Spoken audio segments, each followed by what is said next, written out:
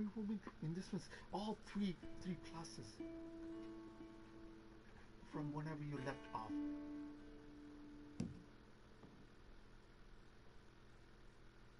We do this last time. Yeah, you go running into everybody. This is, it doesn't sound out the way it is, yeah.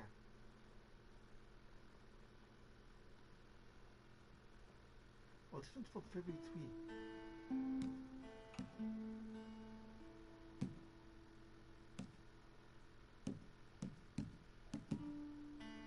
Oh, what is this one? Oh, ability card. Do you see how the ability card works in these things? Maybe. Yeah, try all.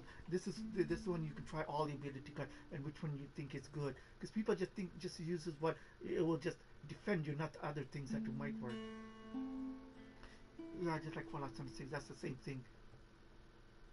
But you got a little more option in the Fallout 76, a little bit more than a little bit. This one has 4. You can see the, yeah, that's not too bad.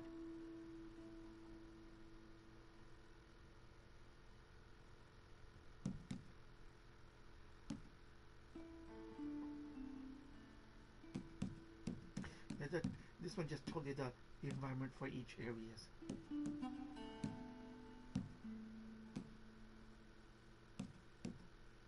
Let's go for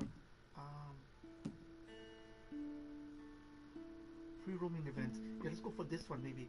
Yeah, give it a try. This is from February 3.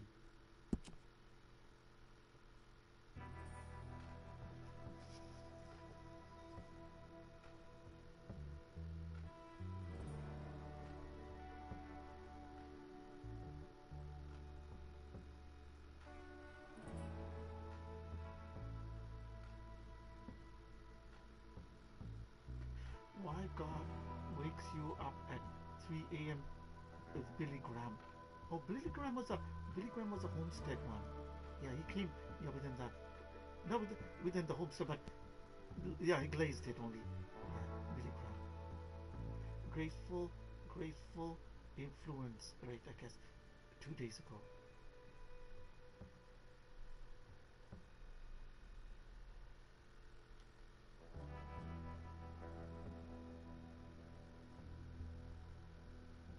Yeah, that's it. Yeah, yes. I didn't sign in it yet right now, so.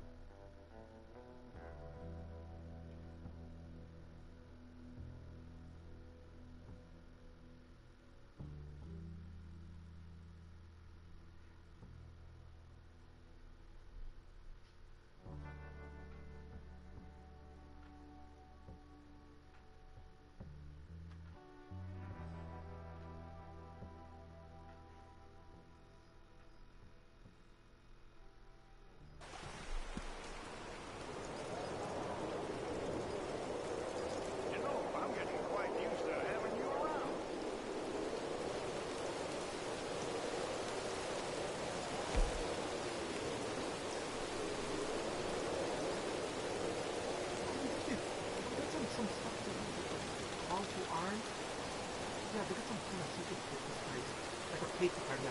Call to arms and dollar card. That one we should. Oh, that's the one we got. Let's see what the update is. You see this one? We got something on this one. That's why I keep on. Yeah. Okay, let's go here. Yeah, this one here. Okay. Yeah, they updated a little bit, I think.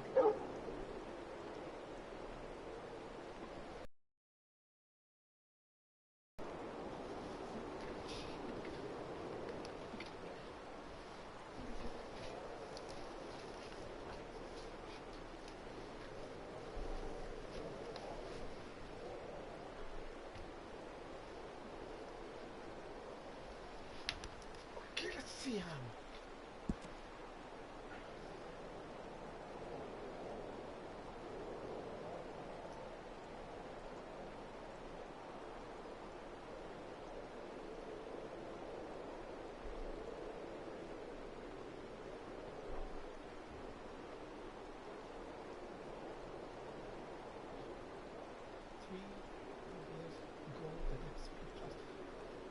Tickle blood money February 3rd. has income is complete. Any blood money outward to receive up here. Blood money option. Maybe we're trying to figure out. Depends if it's in the city, there might be a little quest line, maybe something. Depends on the. Yeah, depends. Try to figure out.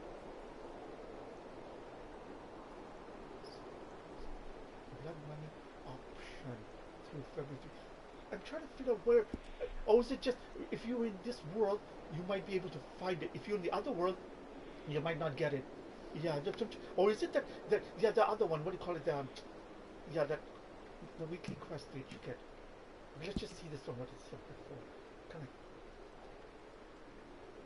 Oh, this is the collector's set sale. Delivered complete set of collector to Madden as to set up a her. Oh, okay. Yeah, those little all those things that you go in the map and find it. Or where? 2 times. I'll give you 2 times that. RD over XP and XP to collect set. Oh, you need to give them a set like we give individual pieces like that. But it takes time, and some places you don't even get it. See, if you got it yesterday and those we got it. Yeah, and see this thing's come just like the turkey one, and we can get it up to date. But that should help out too. Yeah, but we didn't. Some places we didn't even get that the triangle thing. Whatever the triangle. Yeah, that the stone one kind of thing for the bow and arrow. Discover collectibles for 3 times roll XP. Alerted by hidden treasure to earn 3x.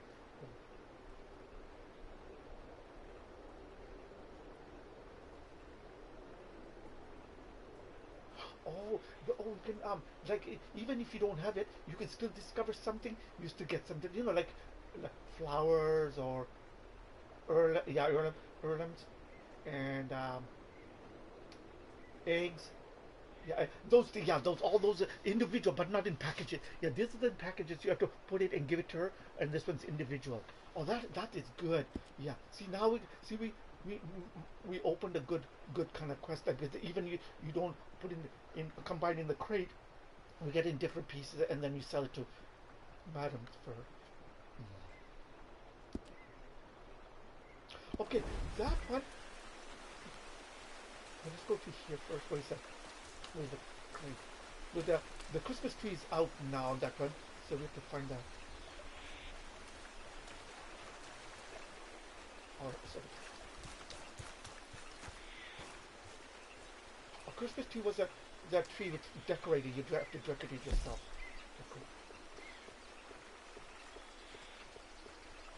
Nothing. Wonder what was the other one? It still looks like it says 4. Oh, it's a currency. You have to figure out. I think you have to sell that one. Yeah, I think you have to sell it to the double padlock. Yeah, because it looks like it's 4. Yeah, it goes up to that one. But Fallout 76 has it. It keeps on going lots more in that one. Yeah, Bolian kind of thing.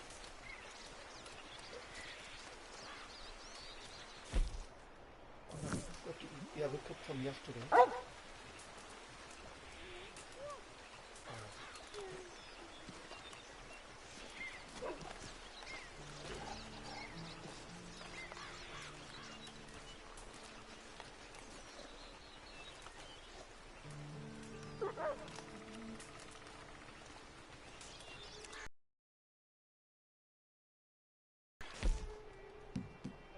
Have you heard about all these bounty hunters roaming around recently? I don't know where they're all coming from.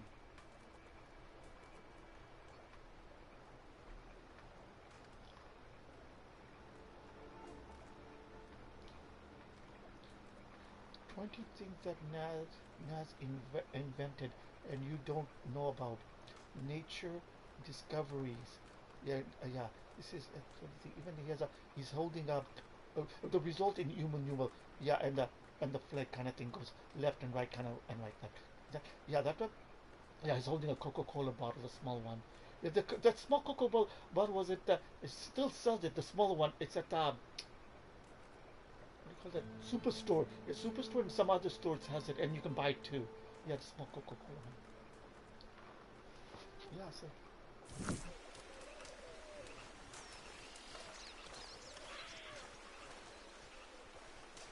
Okay, let's get that one. What is Telegram? See, it doesn't show it now. Yeah, it didn't show that little things. Yeah, flyer kind of things. Scandling? I don't think so. Scandling contact was on it before. Let me see if I have it. Wait, let's check the map first. Let's check the map. We'll do all the easy ones first, and then we save the other ones later. Yeah, let's get this one. Let's get this one here. Yeah, let's go over here. Get this one done first. Yeah, because that one gives you. No, not that one. Yeah, moonshot one. Yeah, later. Okay, we'll go for one of each. What time is it right now? It was something about 11 o'clock. It's 11 now. I'm just waiting for the postman. Okay, let's see.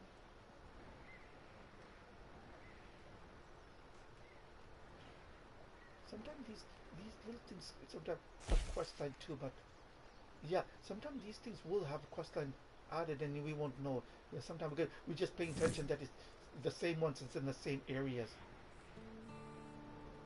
And sometimes they're this one is different, right? This one was here and then it was in the other place. Yeah, that one you needed some passes and yeah. How's the moonshine business treating you? Okay, I don't see anything that is added on it. Yeah, they're still talking about Fallout. I mean, not GT5 map that 6.1. Yeah, they upgraded their city a little bit, somewhere in the middle of the city. Yeah, added a island or added made it bigger. Yeah, I don't know. Yeah, something made it bigger in that thing. Like say it's in the south here, something in the center. Yeah, they added some few things in it. The land or something on it. Yeah, like Fallout 76 did.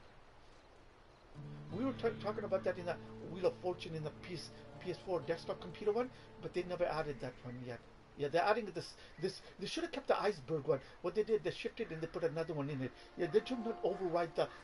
They think it was harder, but it wasn't harder. You just need to buy. You have to buy the land, and then you keep going. If you don't buy the land, you still stick to the. Yeah, they override that one. Yeah, they should put another land this way we were talking about it, and that one we can have more obstacle to do so. Yeah, they overrode that one. Yeah, it's just not. It's like a yacht one. Yeah, it was a yacht one there. Yeah, they shifted that and put an iceberg in that one. Yeah, they changed that one. You should have kept that one, get another piece and then make it. Yeah, because that was a good one. I didn't finish it, but I got to. But I needed to buy the land only. I needed to buy the land. Yeah, that's all I need to. But they shifted. I was there about a year ago in that one playing that one. Yeah, the soccer FIFA kind of thing, trick or treat one, all good ones in there now. Yeah, you can make your own city and everything in that one. Yeah, and years and years is like the 2025 or 2026, 27, 28, like that. Yeah, it has all the future buildings, concrete what do you call it? Concrete walls, like the picket gates, like a wall, concrete kind of wall, or concrete streets. Yeah, streets and sidewalks, gravel roads and everything. Yeah, they're upgrading and you can go to the future. Yeah, although and the high rises kind of thing all look so unique in that. But no, you need the I can put this one in there inside the photo shoot and show you that. Yeah, you can do it that way and show you, but otherwise you need to have the webcam. Yeah, that would cost a bit more. I'd rather use it for the PS. I could put the laptop in there and then show you what it would look like. Yeah, maybe next time I will. Yeah, I'll put that. Okay, let's head to the. No, we'll go first to this. Yeah, this the other the lady one first.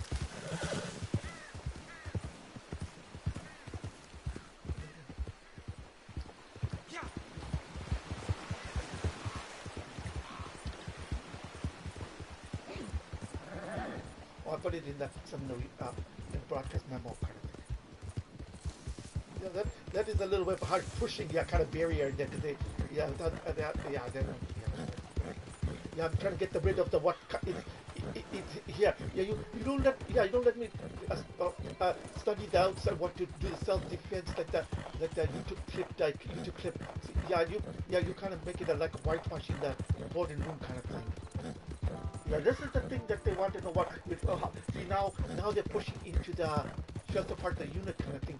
So that one I might have to, yeah, that one have to go to the within the museum or the human shelter kind of thing now.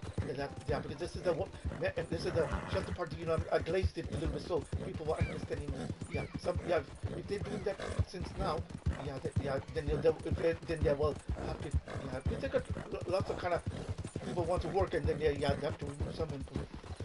Because that is not a harsh environment. Just like what I was telling you about what's her name, Maria kind of thing. Yeah, she did the dream catcher kind of thing, correct? She's doing like the homework kind of way that it's supposed to be. But yeah, you guys doesn't have the. Someone else was trying the practice. I don't know. Yeah, that other one, that the secretary kind of. Yeah, she's doing the practice, but she just started up in it. Yeah, I see. She looks taller, and then otherwise someone else is wearing the outfit. Yeah, just like yeah, exactly.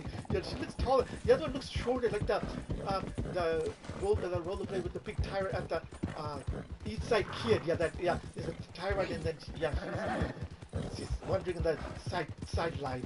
Yeah, like that one. There was a Blu-ray out on that one. Yeah, YouTube. Yeah, there was a Blu-ray. YouTube, I can check it out. Yeah,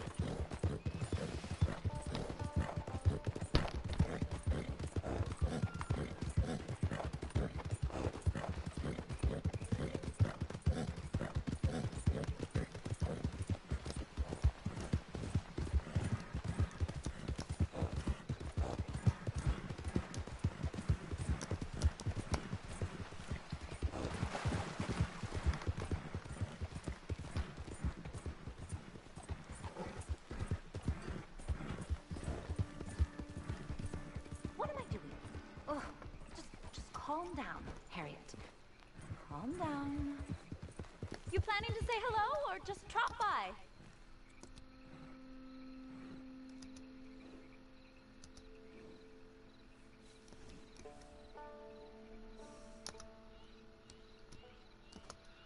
okay.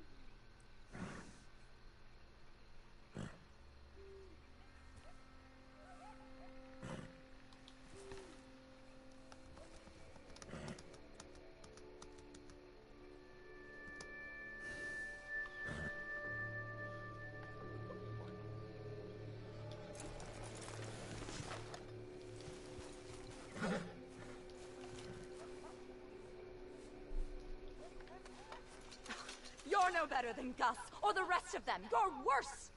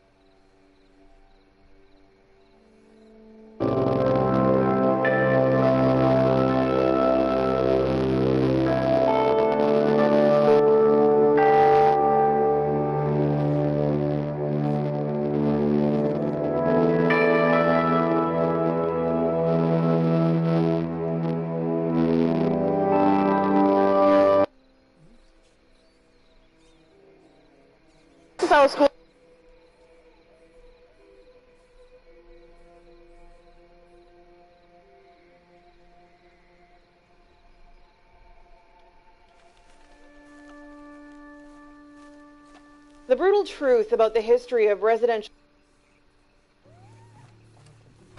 Trying to find the music too,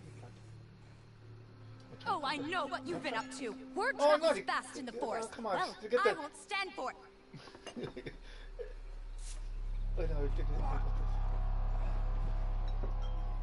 Yeah, I'm trying to find the music to this one, but I can't find the music.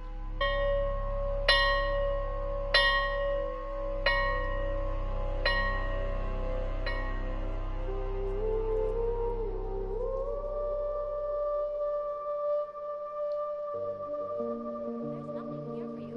The shop is closed. Go away.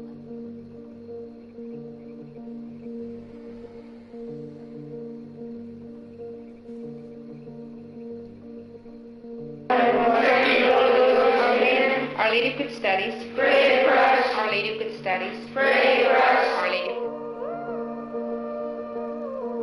In around 1883, the federal government formalized the residential school system.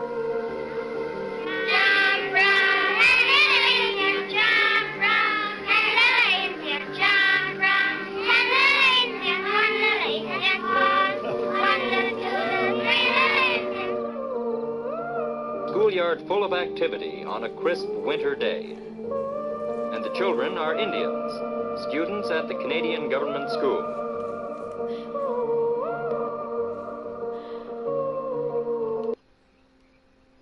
Yeah, let me put it just a little bit louder. Yeah, I'm going to do the quest line so it's going to get up. It is loud on this one.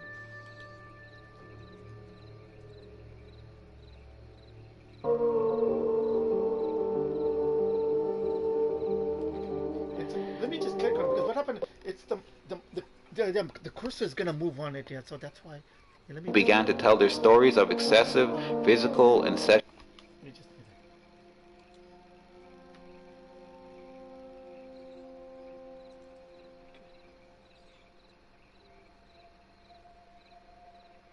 I have to describe. Oh, I didn't sign it in yet. I just search engine. Sexual abuse publicly in 1992.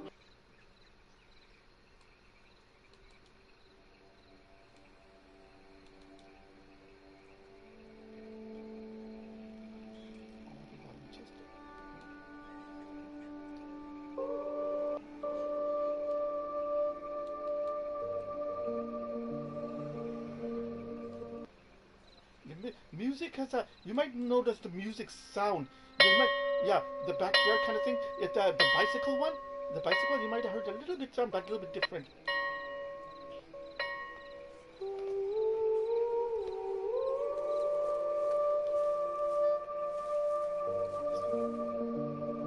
Look at this piece right there. Yeah, that one single bicycle, not that.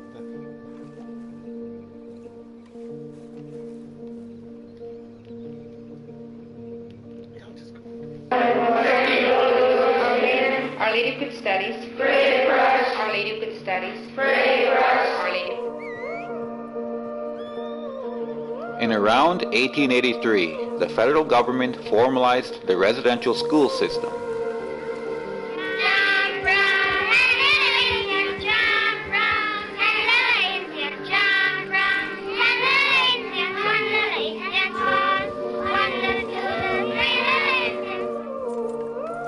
Schoolyard full of activity on a crisp winter day. And the children are Indians, students at the Canadian Government School.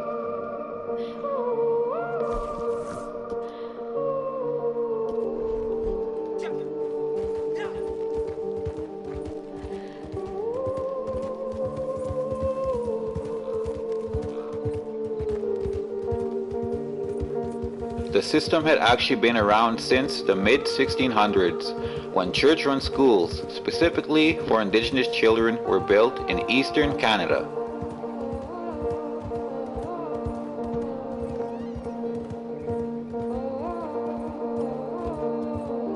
But when they wanted to focus on the expansion of Canada, the government stepped up its plans to get rid of the Indian problem, and they decided to fund and expand the schools.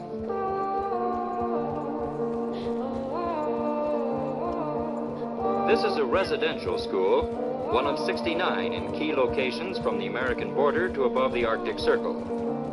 More than 10,000 children attend these schools, children who, for various reasons, can't go to regular day schools in Indian communities.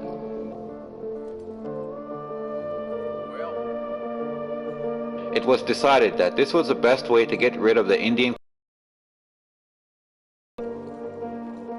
culture is a contradiction in terms. They are uncivilized. The aim of education is to destroy the Indian. Nicholas Flood David Report, 1879.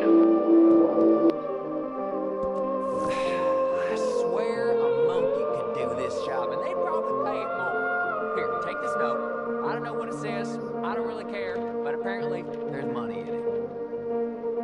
In order to make that happen, they decided that if they forcibly took children away from their families, human beings, if their traditional knowledge was erased, their identities obscured and their voices silenced, they could take the Indian out of the child, and their problem would be solved. There would be no more Indians. In order to educate the children properly, we must separate them from their families. Some people may say that this is hard, but if we want to civilize them, we must do that. A federal cabinet minister, 1883.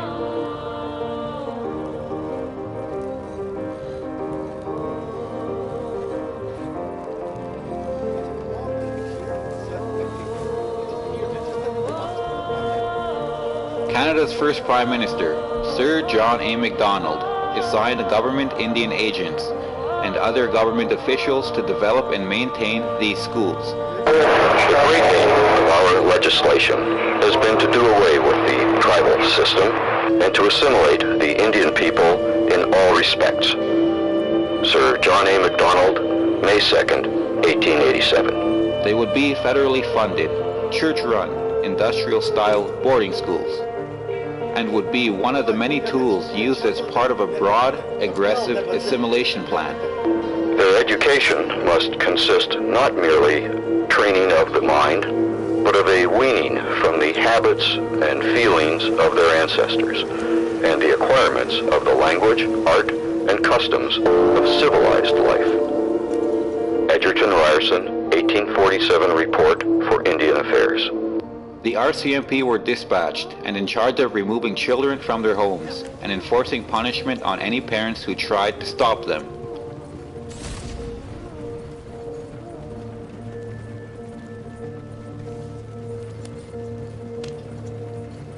Children as young as 4 years old were taken and siblings were separated from each other.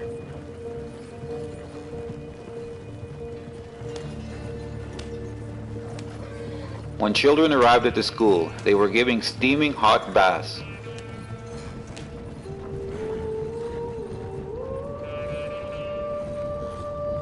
And rough brushes were used to scrub their skin raw because they were dirty savages.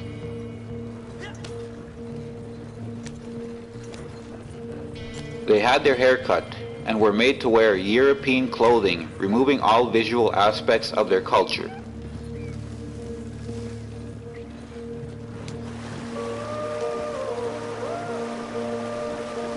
They were forbidden to speak their language and were punished if they did. They did not get the same education as the public system. Most time was spent doing unpaid labor, which the schools relied on to run. Girls were taught to sew,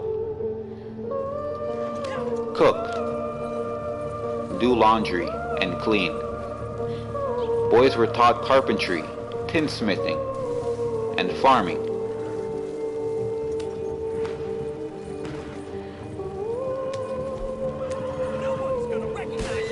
More than 40% of the teaching staff were not actual teachers. And because they had so little time for school, most students only reached grade 5 by the time they were 18.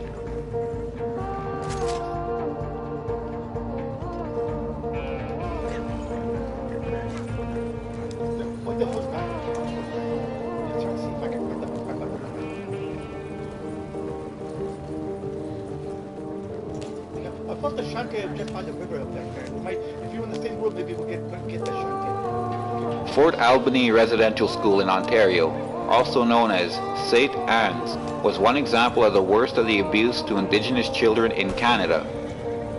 It opened in 1906, and if it had not been for the persistence of the survivors of the school who began to tell their stories of excessive physical and sexual abuse publicly in 1992, the information about what happened would have disappeared. The government of Ontario then started a 5-year investigation, and documents were released in 2014 that revealed stories of the children being locked in the basement for days.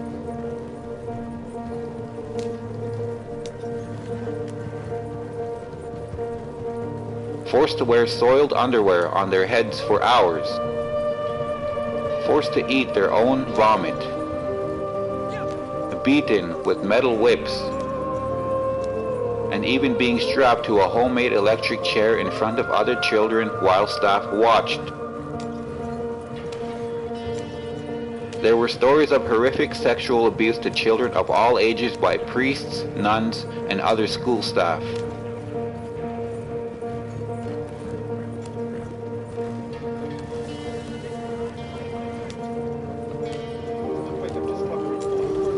Residential school survivors from across the country have stories of physical abuse, sexual abuse, emotional abuse, starvation, being part of malnutrition experiments, neglect, racism, and loneliness.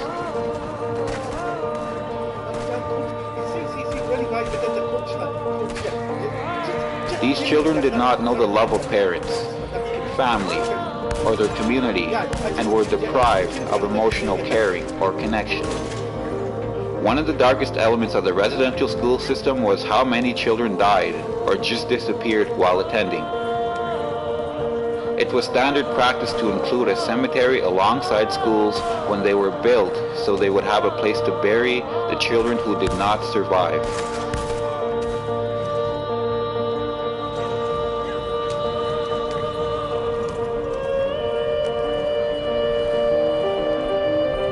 In 1907, a government medical inspector named Peter Bryce reported that because of the abuse, poor sanitation, overcrowding, and severely inadequate, 24% of previously healthy Aboriginal children were dying in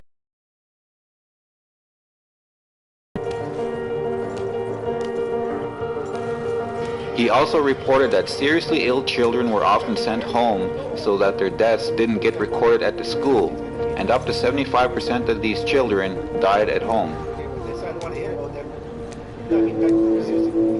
Indian children in the residential schools die at a much higher rate than in their villages.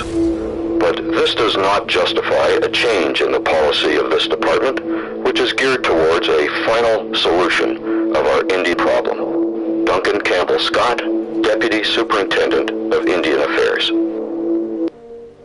After report by around 1920, the federal government just stopped keeping track of the children who died because the numbers were so alarming. Often it would take months for families to learn that their children had died while at the school.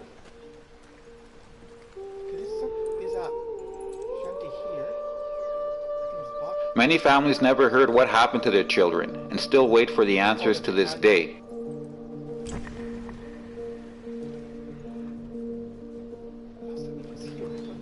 Today, the people who attended residential schools call themselves survivors, to acknowledge the children who never returned to their families. Video testimony of some of the thousands of residential school survivors set the tone for this historic day. The residential school experience is clearly one of the darkest, most troubling chapters in our collective history. But as the survivors have shown us, they have survived.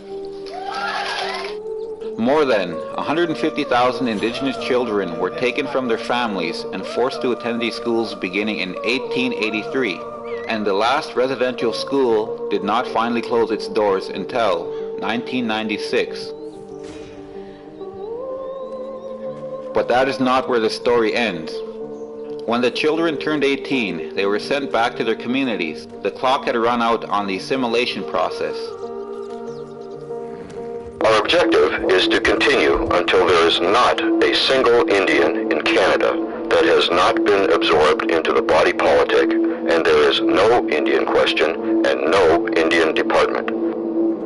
Duncan Campbell Scott, Deputy Superintendent of Indian Affairs, January 1st, 1920. They were left completely on their own to try to deal with the unimaginable trauma with absolutely no support.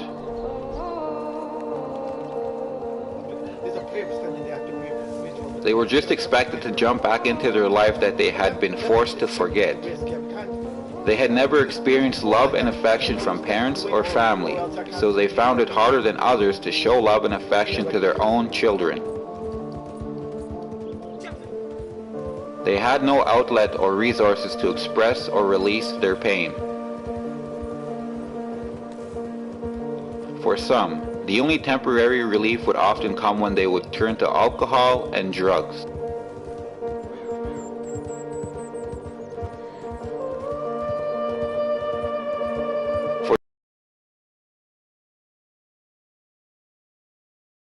The source that allowed them to forget became their medicine.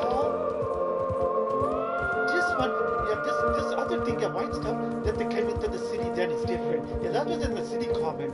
Yeah, that's what. Tobacco in America was good, but it just kind of think that it's kind of neat.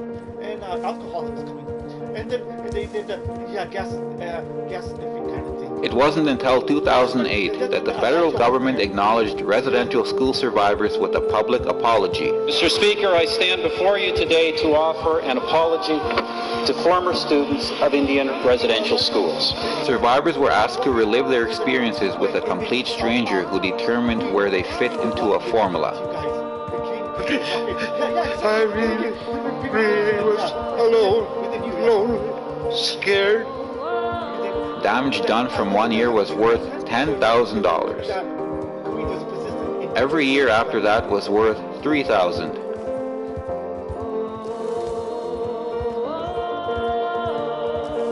The money was a value given for the loss of identity, family, tradition, culture, feelings of shame, suicidal thoughts, and the never-ending sense that you are lost and might not ever be able to be who you actually were meant to be. Then the survivors' children and grandchildren became a part of this pattern of lingering trauma. Things have just become part of our everyday life. Some of us escape the cycle, but lots of us feel like we are locked in a dark room.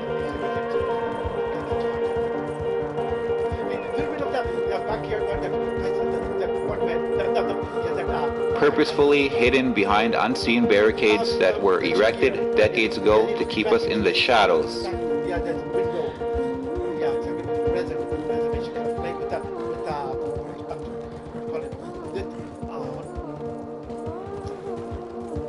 And if the country were to ask how we were doing, we would say that we feel like Canadians are finally starting to open their eyes to what has been happening for generations. There were more than 150,000 Aboriginal children who attended residential schools between 1857 and 1996. Every Canadian needs to know and acknowledge our history, to know the truth that for so long has been hidden. To let the survivors know that they have been heard, that they are seen, and all of the children, youth, and young adults who did not attend these schools, but who are the descendants of the survivors. We need to let them know that they are no longer invisible, that we see them.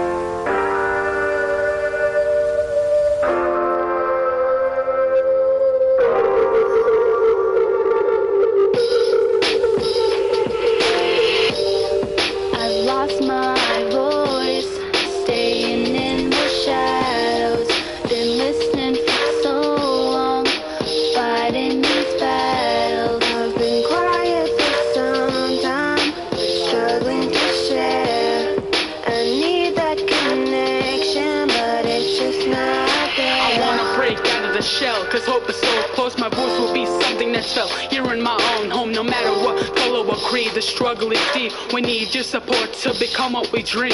Been separated from my family and I miss all my siblings. I cry at night from the pain that I've witnessed. A young father figure who wants his family back together. I need this message to be heard so it can last forever. We're calling out to you in every direction. We're trying to speak the truth. The vision is dancing as the rain pours down. We just wanna be heard. Sing this strong and loud, just like the thunderbird. For the sake of being silenced and misunderstood, it's getting tiring. It feels like working on those strings been hurting my life. But trust me, I've been trying. Is wisdom all gone? Have we lost respect? I don't know. Can we get through this without no regrets? I hope so. When the rain came down, we let the fire fade out. So many things in my mind that I wanna say aloud, don't wanna cry.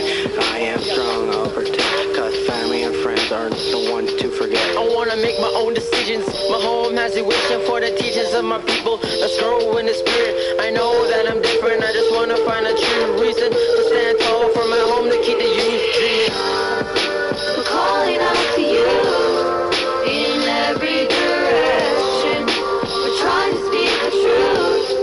The vision is dancing as the rain pours down. We just wanna be heard. Sing this strong and loud, just like a thunderbird. I won't worry, I'll just be myself here, dreaming and smiling. Trying to find the voice to my inspiration and learn how to breathe through the frustrations. We need to learn about a love that doesn't need us in silence. I've been living life at ease, the strife that comes my way, I'll learn to let it be. No new focus, there is hope if you are looking for guidance. There is more that meets the eye, you need to hear between the lines and use your loud eyes. We've been kept in the dark, so let us go where the light is. Connected to Mother Earth, come and learn and hear the knowledge of a thunderbird. We're calling out to you in every direction. We're trying to speak the truth. The vision is dancing as the rain pours down. We just wanna be heard. Sing this strong and loud, just like the thunderbird. We're calling out to you in every direction. We're trying to speak the truth. The vision is dancing as the rain pours down. We just wanna be heard. Sing this strong and loud, just like a thunderbird. Down there. Let's go down there. We get down there? We're in deep trouble. As long as we don't die. There's somewhere down there. Yeah, no, that was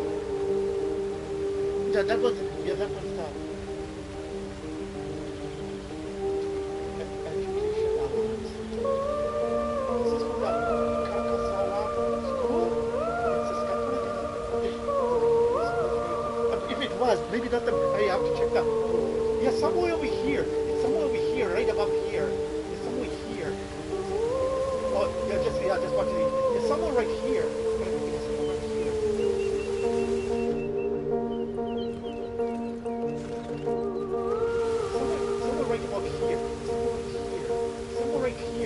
Somewhere right here. It's very, very heavy in the chanting. But yeah, somewhere there. Somewhere around here. Somewhere very, very heavy in chanting. Is it an egg? It could be an egg or something. It's just egg.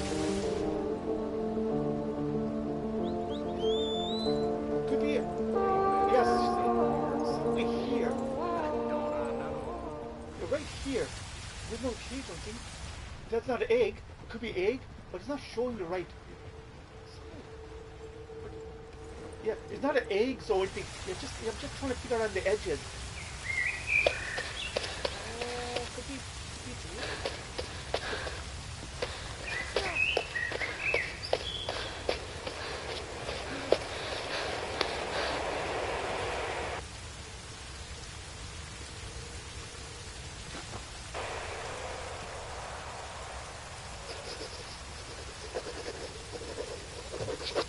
Dear Mom and Dad, I am always hungry.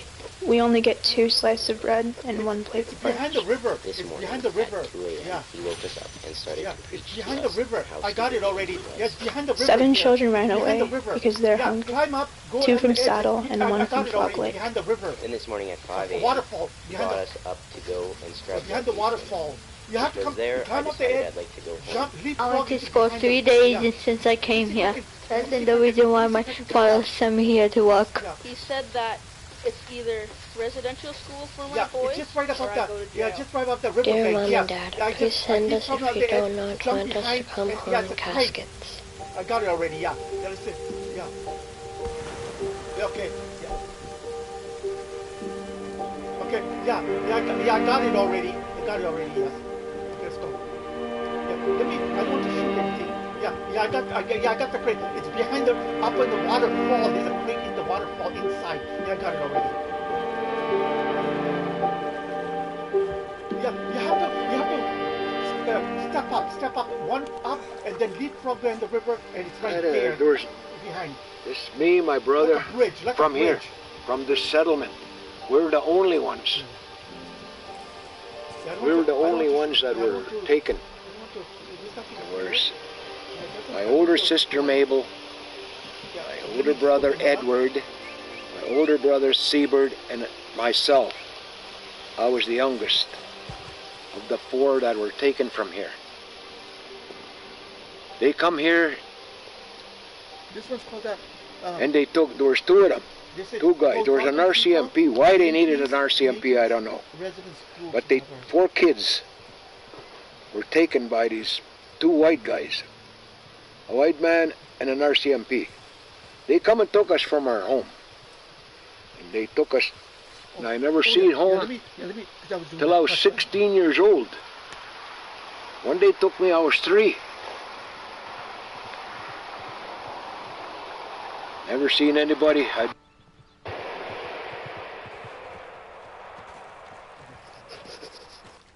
Yeah, this was a little bit honest one on that thingy because. Dear Mom and Dad, I am always hungry. We only get 2 slices of bread and 1 plate of porridge. This morning at 2 a.m. he woke us up and started to preach to us on how stupid the Indian was. 7 children ran away because they're hungry. 2 from Saddle and 1 from Frog Lake. Then this morning at 5 a.m. he got us up to go and scrub the basement. It was there I decided I'd like to go home. I went to school 3 days since I came here. That's the reason why my father sent me here to work. He said that it's either residential school for my boys or I go to jail. Dear Mom and Dad, please send us if you do not want us to come home in caskets.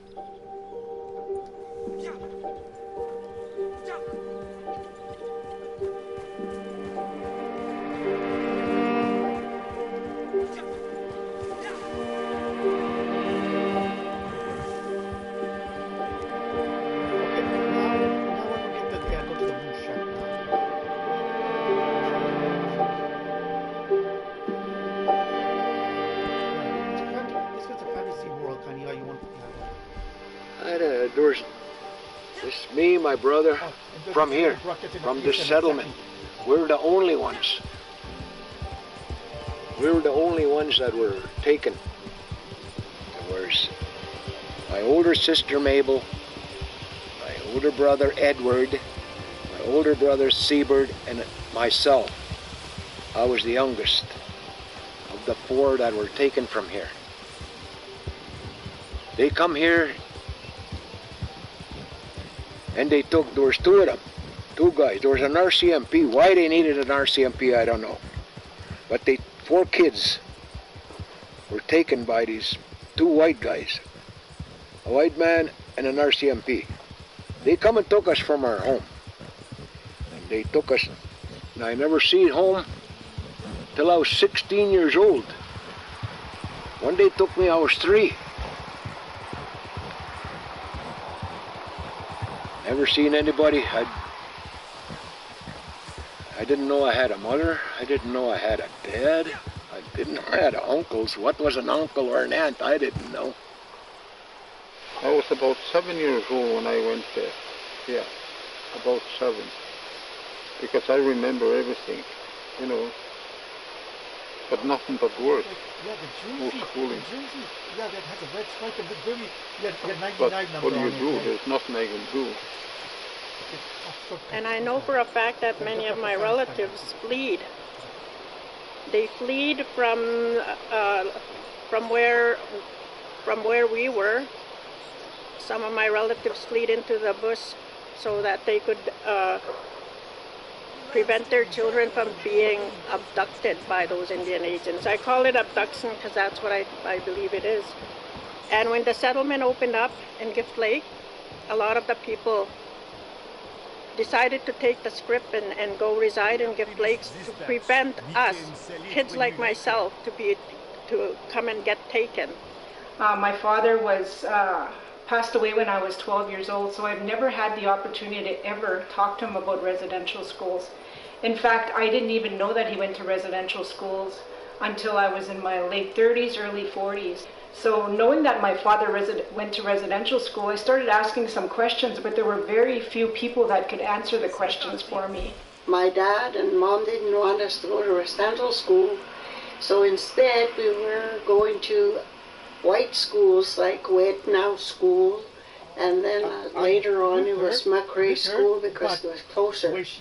And Indian Affairs guy came, and an RCMP, there's the Indian Affairs started getting upset and told my dad, okay, Sam, he said, you kids cannot go to school in white school. You know you're an Indian? Indians don't go to white school. My dad said, I pay for fees for my kids to go. Oh no, I told him, either they all go to residential school or you're going to allow one to go. So pick which one you want to go to residential school. So mom and dad were talking, deciding what to do, I guess. I don't know. Then after they asked, he said, Sam, who's going to go? Be careful. Then he said, Emma. So I just sat there, never said anything. And so they told him, he said he has to catch the train tomorrow to go. The story that my mother told me when she first arrived at the residential school, she said she was with her mom and she went in and they took her in and they washed her up, they gave her a bath and did her hair and cut her hair, and then she came out and her mom was still sitting there. So she was 4 years old and she's like, I'm ready to go now, Mom. And obviously, you know, her mom probably had to tell her that she had to stay. You know, it must have been such a scary time for my mom. It must have been a very traumatic for her to stay, you know, in a place with strangers and not knowing, and your mom gone, and you never know when you're gonna see her again. I didn't stay in the mission. I stayed, I think, 3 days one time because the weather was so bad. What I'd do is I'd go in a bush and big spruce trees. I'd go and climb them trees and I'd play hooky. I didn't go to school much. Every year we walked to school. In the fall time, up to winter time, when it was cold, we'd use sometimes a dog. I used one dog. My brothers used to use their own dogs. And then finally it went on that late in winter, we used a horse with a cutter. If you were late to school, you had to write 100 lines. I will not be late again. I will not be late again 100 times. And we'd get up in the morning at 6 o'clock. We'd go down to the chapel. Stay there for an hour or so. Come back, have breakfast, which consisted of porridge. At lunchtime, we carried our own lunch. You might have noticed some people in the lard pails. We never brought bannock. We were scared to bring bannock because they'd laugh at us. They'd laugh at us. The kids would laugh at us, and the sisters would do something about it. So we all used to eat bread sandwiches. Dinner time, we'd come back, we'd sit there, we'd have some bread and some soup or something like that. In the afternoon again, we'd go back to school. This time we turned a little bit earlier, yeah. So this is the one we were talking before. Stay there till 4 o'clock, and then we'd have supper. Then we were allowed a little bit of a recreation after that, for maybe a couple hours. I used to get sometimes, not just me alone, there was a lot of boys that working in the barnyard, milking cows and stuff. Sometimes I have to go in church in the morning, you know, serving mass to the priest. And after school, I have to go upstairs, change my clothes, then go to the barn and milk cows. See my finger here? That's from milking. And we milk, I don't know how many cows. There was a lot, because there was a lot of kids. But I got along good with the priest. There was a priest, Father Couture was his name. He was a real athlete. And he showed me how to play hockey. I played goal. He said, you belong as a goalie. So I was a goalie. Well, what I did, I just followed the rules. Yes, man, jump and how high. That's exactly how I got along. You know, and so did a lot of other ways. You had no say. You never say what, then say to who. Yeah, that's how you injure your... So you did what you were told, or you will be beaten. There's 3 options. When I went to residential school, I was 9 years old. And I spent those years, I think about 8 years, because I was 17 when I got out. That would make 8 years. Yeah, look like, yeah. Out of those 8 years, the mix. Yeah, the face looks more than the. My life changed completely from the way I was. The way we were raised. Because that was wrong, the way the natives raised their kids. Oh yeah, go back. What is the right way? My parents thought they were doing a good job of this. And that was taken away from me. The sister Benigna, the sister that was mean, he used to hit us with this big book. He hit us physically. So I did something bad, according to her. So she come and hit me with that book. And I was old enough now to fight back. So I hit the book when it was flying down like this. Come and hit me, I hit that book and knocked it out of her hand. And she ran and got the priest. Now the priest beats you up, eh? That's what he did. So I ran in the back, the stairs go down and back.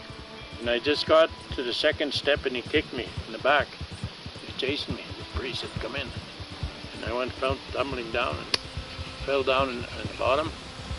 And still remember, it's very traumatic. I got knocked out and he was down there. I woke up, he was putting snow on my face. I woke up and I sat for a while and I laid for a while till I got my strength. And I jumped up and he tried to hold me. He said, stay. And I ran home. I rested about 3 times, 3 miles. Yeah, exactly there. And I got home and my father come and seen when that I was injured. And he come up here and that's when I said, he talked to him in French, I guess, I don't know what he said. I stayed home and my dad was very, very strong and mean man. Very strict man. I don't know what he said, but they never heard me again. I come to school again, but I didn't want to come to school. From then on, I've never was right. With that injury, still, I got a lump there still. I grew up with the Cree language. I spoke Cree fluently till I was 15. Like the whole community spoke Cree. And when I had to go to school, I could not understand any word of English. And we were disciplined for speaking Cree, even though it wasn't a residential school. And I do remember the nuns being really harsh to us. and slapping us on our hands if we tried to speak, if we spoke Cree. The more I went to school, the less I spoke Cree, which is really shameful because that's where our natural laws are. That's where our whole way of being, or how we're supposed to live, is in the language. The spirit is in the language. It shows us compassion, it shows us kindness, it shows us how to be in relationship with one another. It's about kinship. And me and my friend, we just finished washing the chapel. And we were coming out and we were talking in Cree. And she come around the corner. He said, sit here, he told us, there's chairs there. So we sat down, we wondered what's, and he told us, you're dirty, dirty. And my friend said, no, we're not dirty. We take a shower or bath every day, or every night. We're not dirty. Yes, you are, because you're an Indian. You know that Indians are dirty. I never said nothing. She said a few things. She got a few good slaps. I would get licking. We were beaten steady, I'm telling you. Those nuns, I'm telling you, they must have had sore arms because, by God, they beat the piss out of us. I'm not lying. There's one instance that one of them nuns was smaller than you. I was bigger than her. And she said, I'll give you the strap. And she had a little board about this long, about this wide, stick board. I'll give you the strap with this. Give me your hand. And then pull it. And she took herself. Pull it. The Muslim guy I said, you're not going to give me no strap. You know what? There's one word I always remembered I said. One of these nuns. You're smaller than me. If I was being mean, I'd give you a good licking. Because they want to get just perfect. That's what I said. Yeah, I tell her. that guy, so don't bother me too much. You got something to say, talk to my mom. I'll drive her here with the team of horses and you talk to her. She didn't want to. Half of the face above. They hurt me a lot. You know, when I went there, Mom and Dad figured that I'm going to learn something. You know, I learned God's things. That's about it. What I've seen. I saw some funny things. Either laugh or not, But something I saw, okay, we gotta cook out. We don't have that. Whatever to explain that. Yeah, I know. One day, this would be probably about 1, maybe 2 o'clock in the morning. I had to get up to use the washroom, the bathroom. So I went there and I coming back. And I seen these nuns walking. They were holding candles. They were walking. And ahead of them, there was this one nun carrying something. And I can't say, but we can all guess what they were doing. What was that procession? And that going like carrying whatever it was they were carrying in a procession. Going. They didn't. I don't know if they come back with this. Oh, that's the other one. Yeah, I know. No, you're not going to be hanged. But finally, I knew. Yeah, because when you talk to him, later, yeah, look like children were dying. What they did was absolutely wrong. They don't even tell the parents when the kid is dying and they bury them like that. You know, they should tell the parents at least, have the right kind of funeral, but they didn't, and that was very, very wrong. I don't know what they're going to do with that because they'll never finish paying for it. We didn't even know that. Where they buried them, we don't know. Because I never seen a graveyard, not when I was there.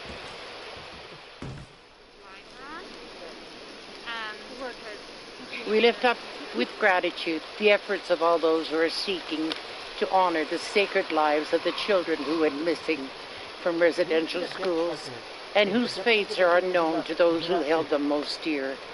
The loss of their giftedness is our collective loss.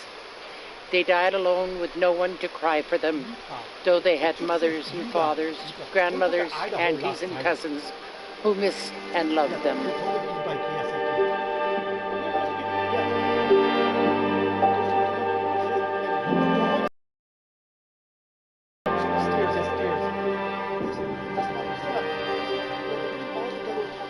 blame my parents. A little bit of everything, teddy bear and everything. You can go through the It never bothered me before. I come home happy, my parents given me, and I went to bed, and I started thinking, I don't belong here no more. So the next day I did all the stuff I'm supposed to do. Then about 3 miles, I think, where the nurse was, so I walked over there. And we talked, and I told her that I wanted to leave. That's when I left. I didn't mind going to school. The reason why I didn't want to come back because I was getting called names by the sisters, because they used to call me Savage. That means Indian, and I was not an Indian, I was a Métis. I used to tell them that. And then we'd get mad over it, and that's the reason why I told him I'm not coming back to school. I don't belong here no more. So the next day I did all the stuff I'm supposed to do. Then about 3 miles, I think, where the nurse was, so I walked over there. And we talked, and I told her that I wanted to leave. That's when I left. I didn't mind going to school. The reason why I didn't want to come back because I was getting called names by the sisters, because they used to call me Savage. That means Indian, and I was not an Indian, I was a Métis. I used to tell them that. And then we'd get mad over it, and that's the reason why I told him I'm not coming back to school. Yeah, they're a little bit different. You have to call them the same as what they are.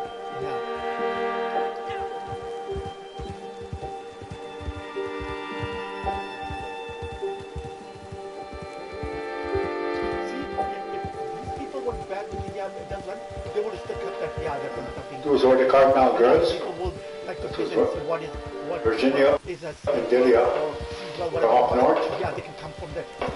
Remember them? But that doesn't work. They were thinking they're drug addicts. Funny, I'm not in that picture. And ending up in very funny. I had to go to school in High Prairie when I was 15. To the high school, and I struggled because I was still thinking in Cree, and I could not translate what the teachers were saying in English fast enough for me to grasp what they were saying. I thought, I can't do this, so I quit school.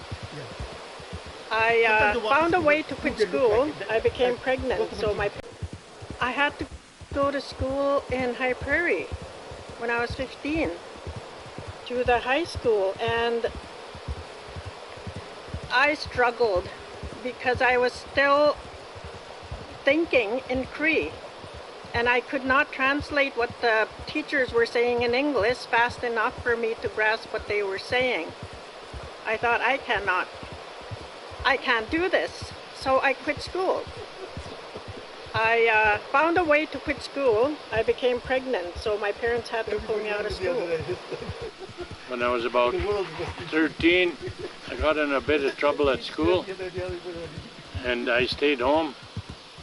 I was slept in, and I wouldn't wake up. My dad come and woke me up, finally, in 2 days, and she said, son, I'm going to give you a choice. You either go to school or go to work. He said, I'll pay your school and everything, and you can go to school. Of course, I took work instead. What they did to kids is they had control, total control over us. And, to be able to stand there and take that abuse, it's hard to find love. You cannot find love after that. It's hard to love anybody, your family, your relatives.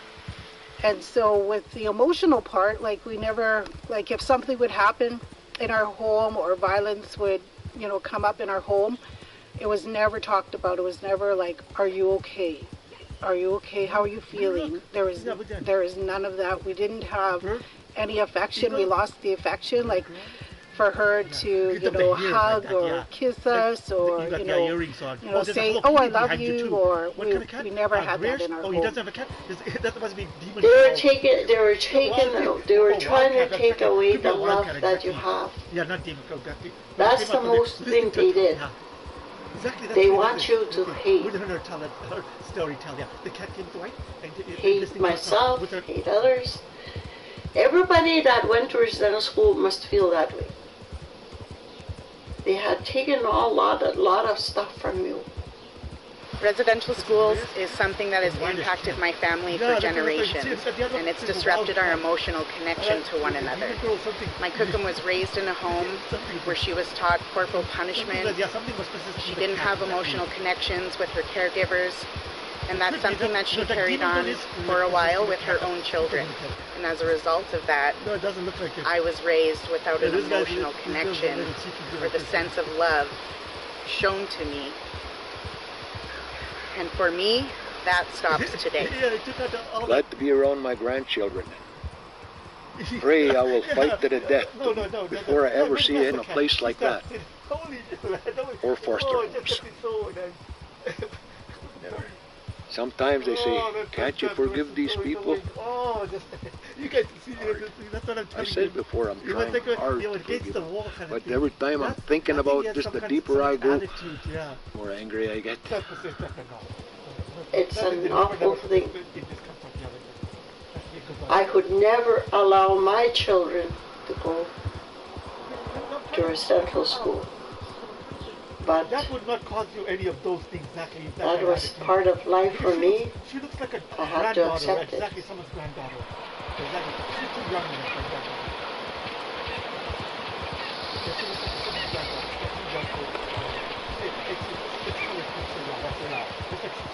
I can't understand why people that profess to be walking with God would come and ruin the lives of our people, our children, creating damages that is felt for decades and still keeps haunting us.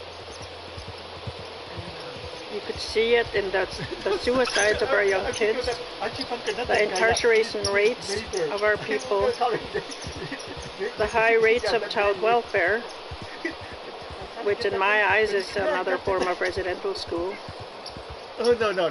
Oh, no, not this side, but the south. And now the mass graves. They are not the, like how much pain can one endure? Yeah, because when you drink a moonshine company, and what can we, how can this healing start? Glazing, be a pure kind of world out there.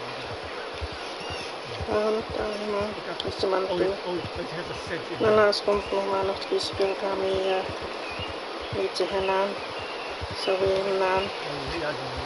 Kami paikan pitskyn. Dito matanan nyt. But my mom, through it all, like even though she went through all those things, like she was a woman of integrity. She had a great faith in God, and she showed us like to have faith. Those are the great things that I can think about my mom.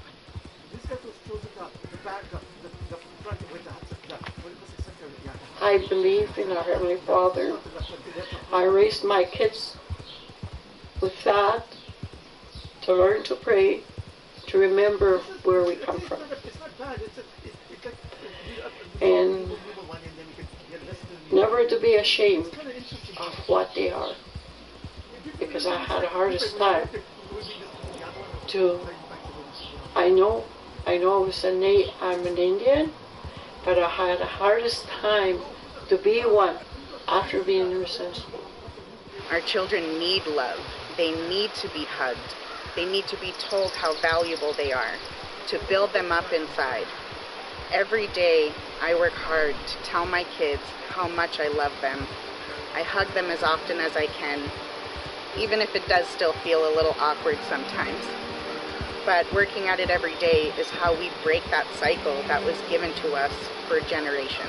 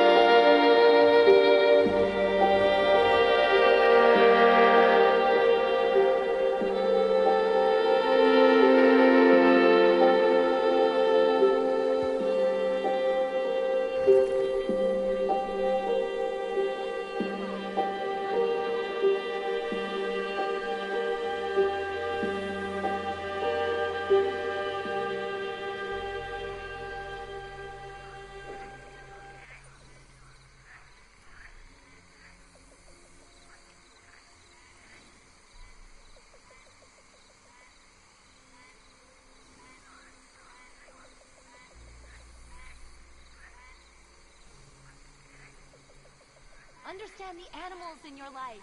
Perhaps the animal within you. I can help.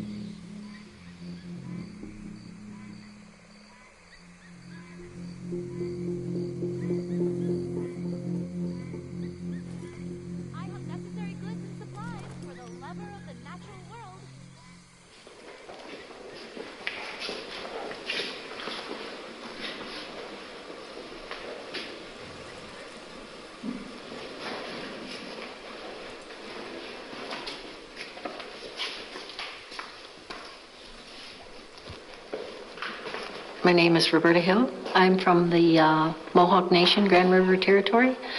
I'm a survivor of the Mohawk Institute Residential School. I was here as a student from 1957 to January 1961, and I came here with 6 of my family. A lot of bad memories here, that's for sure. These are really familiar to me. I used to play on these, on the girls' side. I was playing down in the basement on the girls' side, and my mother had come up to the visiting area, and the little kids had said, "Your mother's here. You want to go see her?" And I ran, but when I got to the doorway over there, I froze right in front of the stairs, and I couldn't move. And I just stood there crying and crying and crying. And the more I cried, the worse it got, and I could see myself. I could actually, like an out-of-body experience, I could see this little girl crying. And it was me, and the little girl said, "Well, if you don't you love your mother, or don't you want to see your mother?" And I did. I really did. She said, "She's going to leave you. She's going to leave if you don't go see her." So at that time, I knew that she would go. Then things just kind of came back, and I just like tears. I just took off running up those stairs. And I went and sat on my mother, and at that time all I did was cry. I just cried and cried. And it wasn't because I didn't want to see her. I loved her. It was just so hurtful to have to part with her again. Because my mother was, she was a really good mother,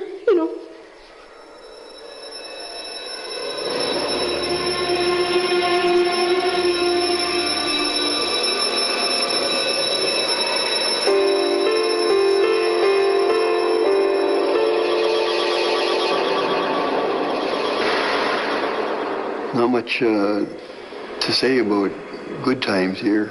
They're all overridden by the bad. The bad is enormous. There's a tremendous amount of evil that went on here. So the whole institution itself was run by fear. So it was very regimented, more like a military style. You lined up for everything. You lined up for your meals. You lined up to go to school. You lined up to go to church. It was just like that, follow that routine. And you would be okay if you followed and didn't break the rules, so you learn to follow the rules.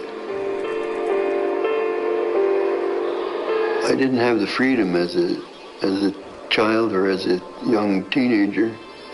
I was always kind of under the supervision of somebody. But we got up about 6 o'clock and we were sent down to called the playroom. And it was always cold in the basement. Early in the morning, still lot of chill in the air, and yet they put us in a big cement room, and we had to keep warm however we could. We learned all kinds of farm work. I worked on a farm so long that I picked up a certain discipline where hard work would get me where I'm going.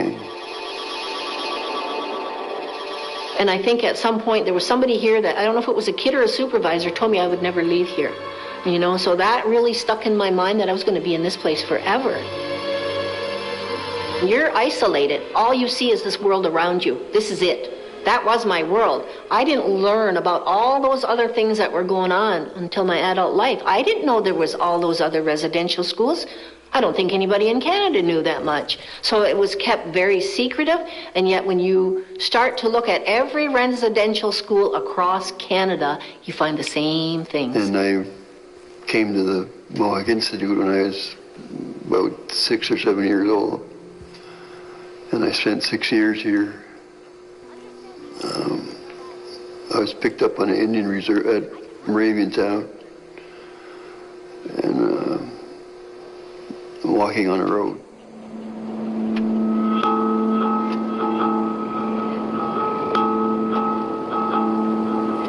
We were going to visit my grandmother one day, a nice July day back in 1955. There was 4 of us and 1 girl, my sister. And we came over that little rise over there and we were heading down here. And a black car pulled alongside of us.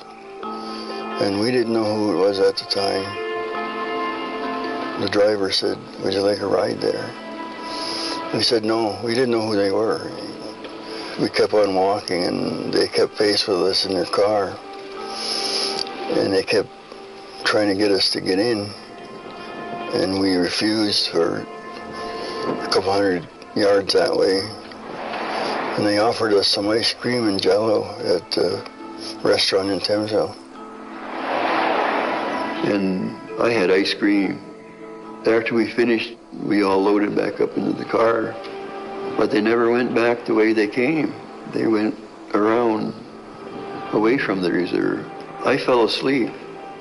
And I never woke up until we were coming up to the Mohawk Institute. But after I got old enough, I realized I was kidnapped. Like I said, my dad didn't know. The Department of Indian Affairs and the churches, they didn't care how they got the children here.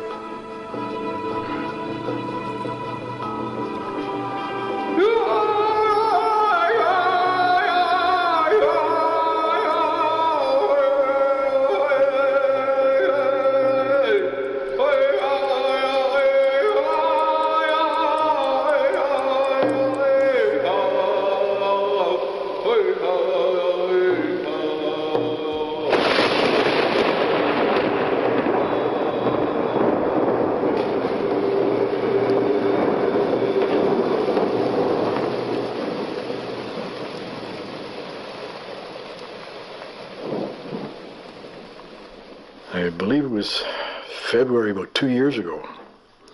I was on the Board of Sessions at Chisholm United Church in Chisholm Township. It's about 5 miles out of here. And my first Board of Sessions meeting, in fact, and there was 2 other members and the minister and myself. And the minister was going through the agenda that we were to talk about that day, and she mentioned the residential school system. And all of a sudden I started to shake and broke down crying. Had no idea why. I didn't know what this was about at all. From that I ended up going to my doctor and for some help for depression, and he referred me to a psychologist in North Bay, and took her probably 20 minutes to determine that the biggest part of my problem was from that incident 50 years earlier. I was stationed there in the RCMP. We had a territorial jail there, which most times I was a jail guard at night. And this day shift I happened to be assigned to whatever came on through the door. It would be sometime between November of '64 and April of '65. On a day shift, I was assigned to assist an agent from the residential school system to pick up 2 children from a family in Fort Smith, the Northwest Territories. I went to the door of this home, and the woman who lived there knew why we were there.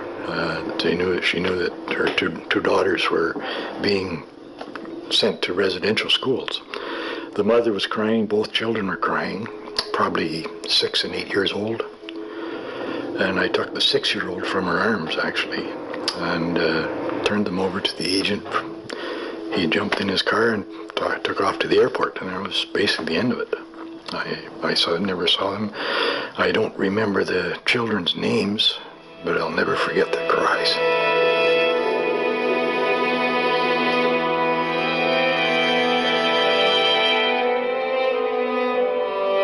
At the time, I didn't like the idea of taking kids away from their family. It bothered me, and of course, being in the RCMP, I had no alternative, couldn't complain about it. The only thing I knew about the Indian residential schools was a place where they could get formal education, and I didn't see any problems with it. Since then, I've come to realize what they were about, and I know differently now, and that's part of the story that I want to tell. It took up maybe 5 minutes of my life, and I buried it back in 64, 65. And about 50 years later, it came back to haunt me here in Powassan.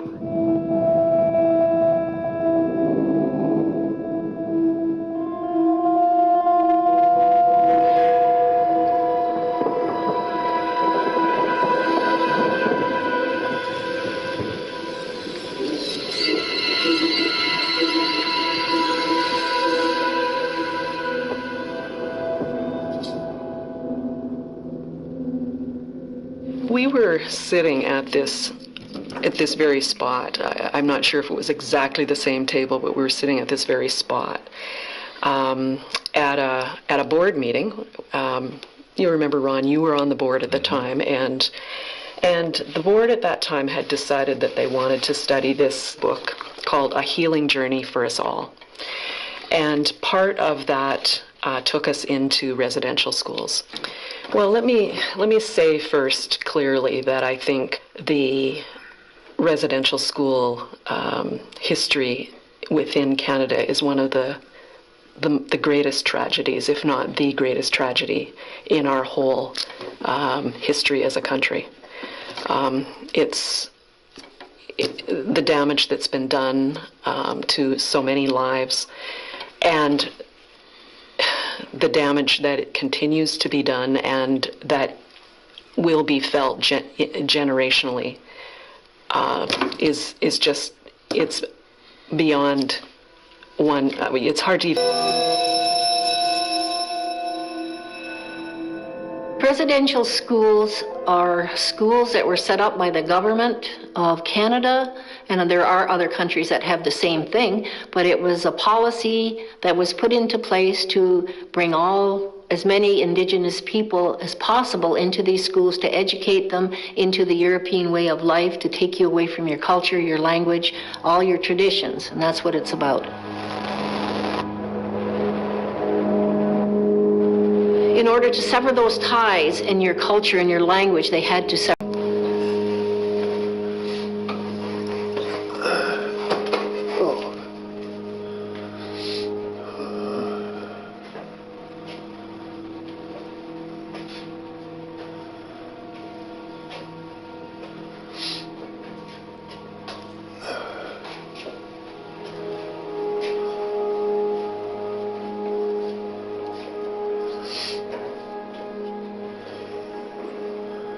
They took us to church every Sunday. We had to say prayers and things like that.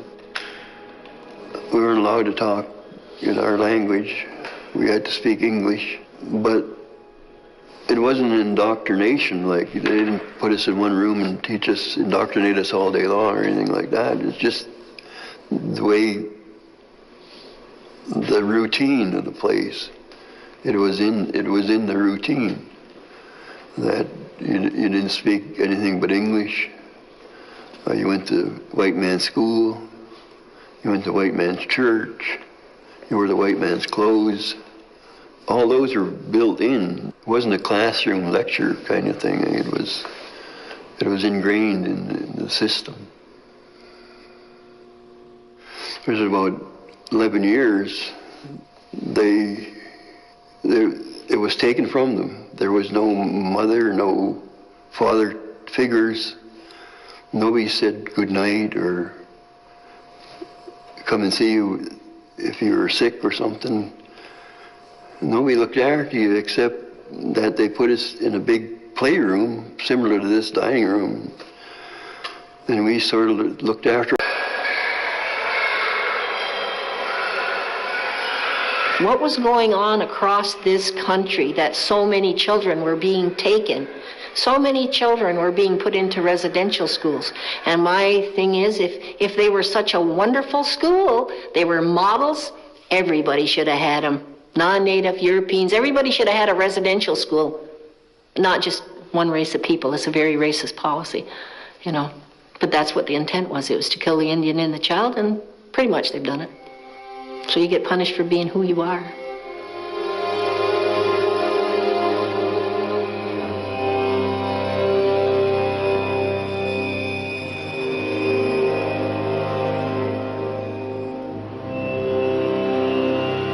It's a school where you were punished for the least of infractions. The punishments were severe.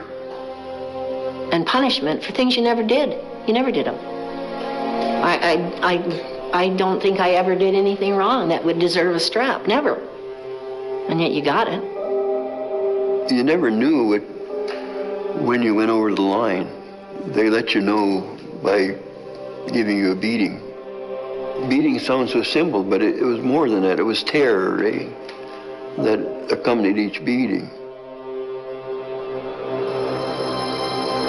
Fort Albany, when you have children put in an electric chair for entertainment or for punishment, those are crimes against humanity.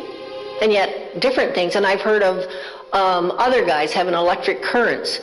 And they brought us into a place they called the press room, where most of the beatings went on, And we went in there one at a time and got a good shellacking with a leather strap, Like, everybody was afraid of it, but everybody knew they were going to get it sooner or later, Just remember them crying. There was a lot of crying in this place, a lot of tears.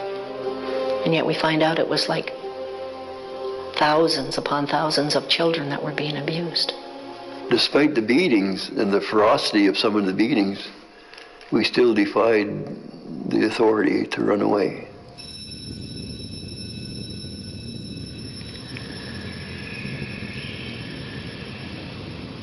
The boys' side housed over 60 boys. Despite this number, each of us were lonely beyond despair. From within, we each had our own battles to fight. We were lost, lonely, scared, and confused, but our biggest battle was to keep our secrets.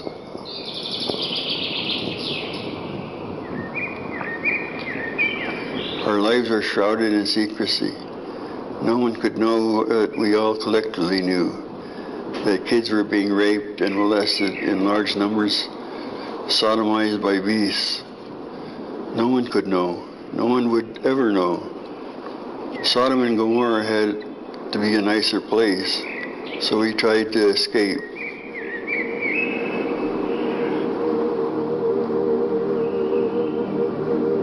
The carnal sin, what irony.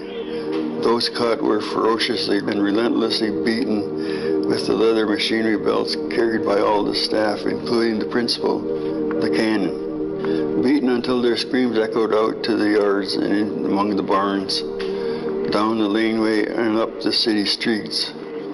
Beaten until there was silence. That was the scariest. Despite this, we ran away.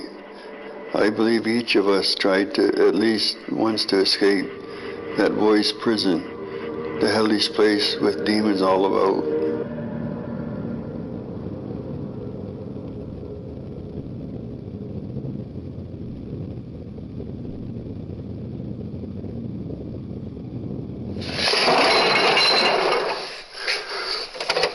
Yeah, it's open.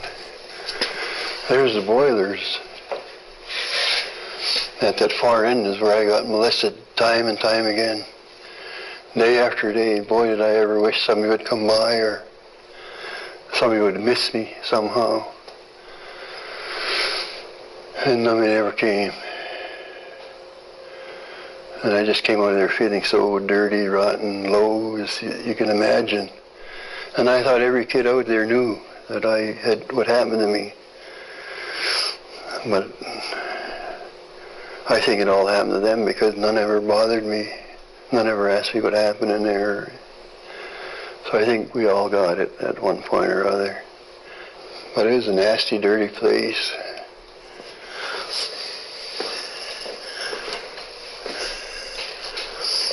But here's where I got molested, right here. I remember standing against this wall there, and he had his way with me. And I was just about that high.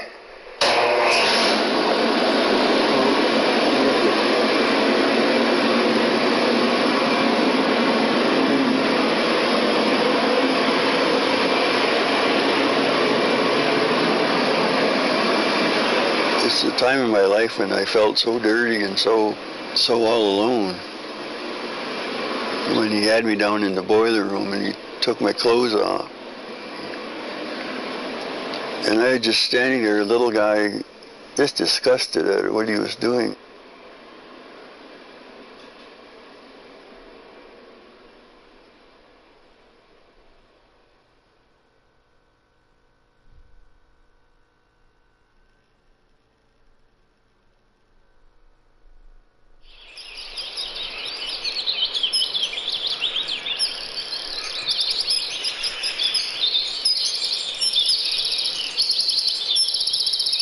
I think it's very, very possible that children did die here, but we'll never know. It's just I've heard too many different stories for it to be all lies. If they're not buried here, they're probably buried somewhere on the property. And it's just one of those things that in time we may come across it. But this we can investigate.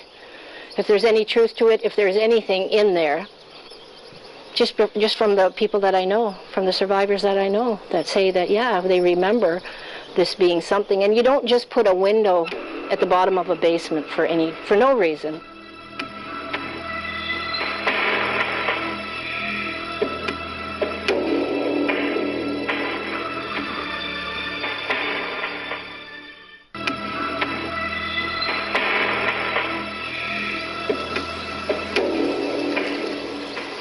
I like finding old friends, and Winnie is what I know her by from the residential school, the Mohawk Institute. When we first went in there, my sister and I were separated into groups, and I had one older girl that took me under her wing, and my sister Dawn, Winnie looked after her. Well, I don't, when I was there, I don't even remember going there. I don't even remember the people picking me up out of my home. I don't remember that. All I know, I was just there. So then I met this older person, this older girl. She kind of took care of me when I was growing up. And she told me when she's ready to leave, because she was in 12, 13, maybe 14, she said that she was going to ask her mother to come and get me and to take me home to be her little sister. But that didn't happen because she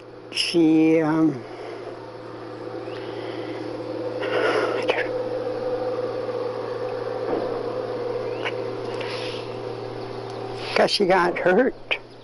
She got hurt bad. I think somebody hit her on a tree. And I don't know. I think she died, but I'm not really sure. But I don't know. Well, anyway, I've been able to say in the last few years that they killed her. And I was there. I saw what happened to her.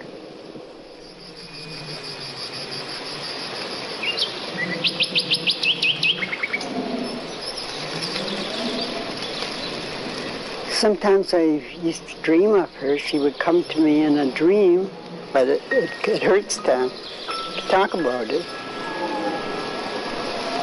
Because I remember when she used to piggyback me on her back, and we'd run and play, and when I got hurt, she'd pick me up and she'd give me a hug and tell me not to cry. Like, why would she be doing that now?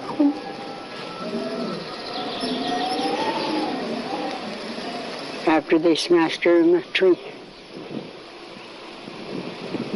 You know that sound? Sometimes you can hear it on TV on the murder shows.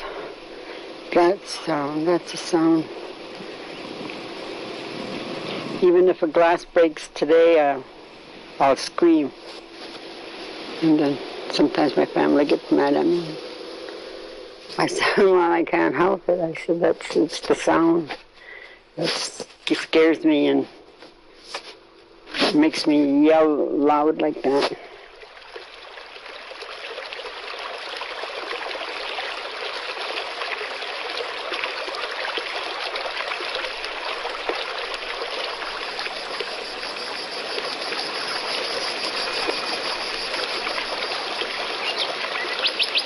The scene is a drowning child who, just shortly before, was flailing away with his head above water in a raging river. He can swim, but the river is swift and unrelenting. He slips under the surfaces briefly, trying to catch another life-saving breath, but he knows he's going under for good. What terror is wrought upon the child's mind, no one can imagine. Those thoughts will go down with him. The want to live is seen above, in the light on the surfaces of the river.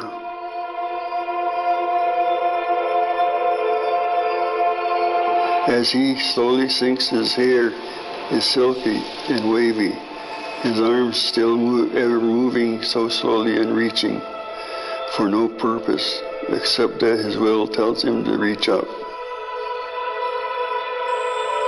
The lighted surface fades and his body has no more movement except that of the current. He tumbles lifelessly along the bottom and into oblivion.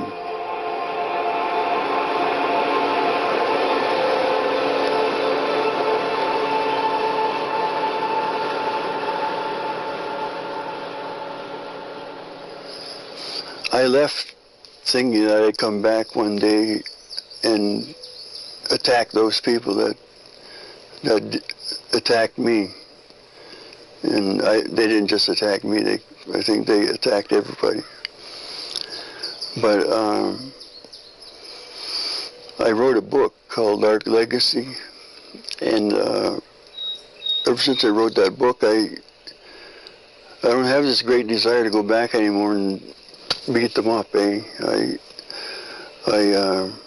haven't forgiven them, but they're not around to forgive. When I realize the effect that this type of government administration had on thousands of people in my time, it disgusts me that I'm a Canadian, and I always thought Canada was the greatest country in the world. And I'm ashamed to say I'm Canadian because of what my government has done.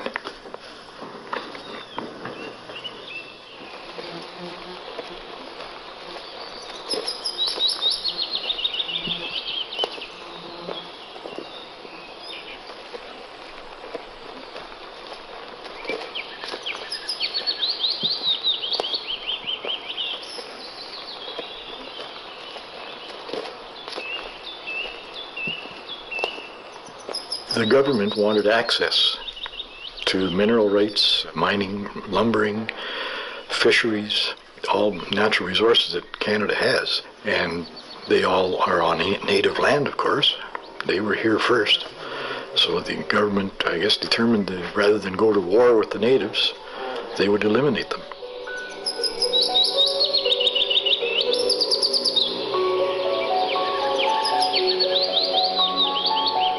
And I know from my own experience, people that I've known, they were raised by whites in the residential schools, so when they were finished there, their parents didn't accept them because they weren't native.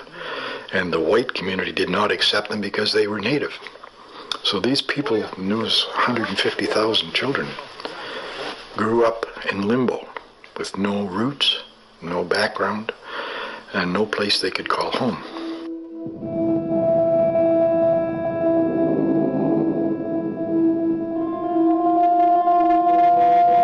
I knew ahead of time when I was going to leave.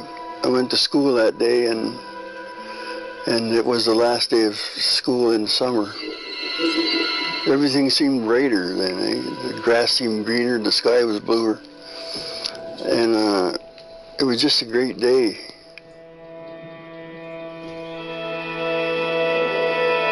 You come home and they're like, you're a stranger. I'm a stranger to them, but they're a stranger to me too. So I had to go find who my relatives were. How was I connected to this community? I knew where I came from. I did know that, but I just didn't know how I fit in. 150,000 people, or children, were taken from their families. And as a result of that, 7 generations of native people grew up with no roots.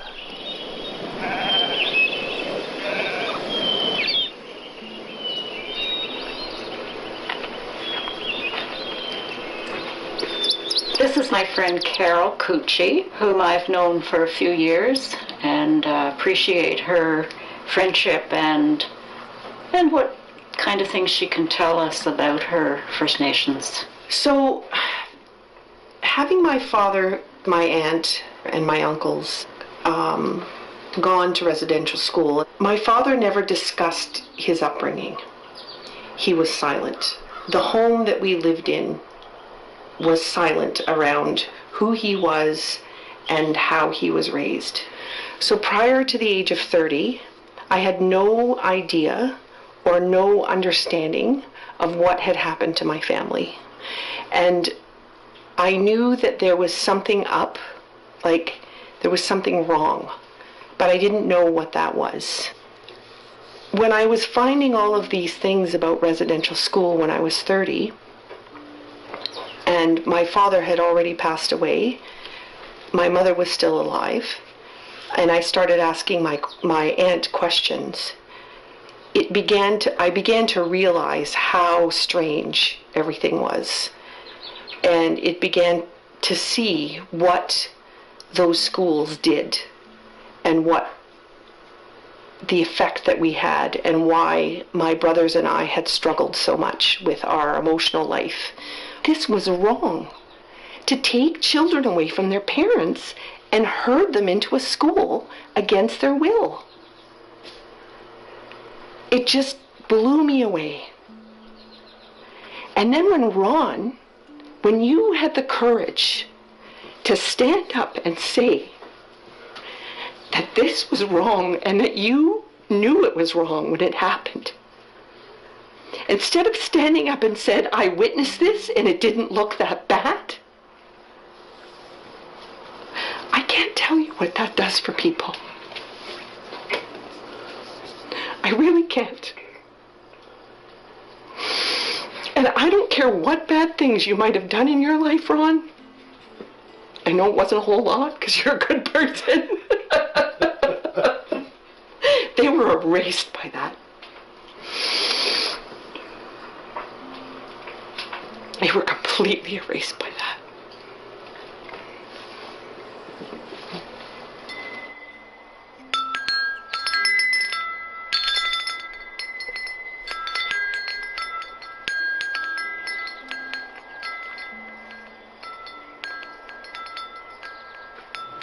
But what you don't hear about is what happens to adult people when their kids are ripped away.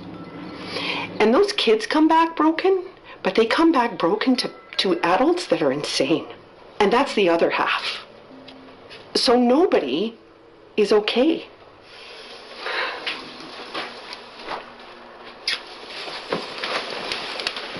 Thank you.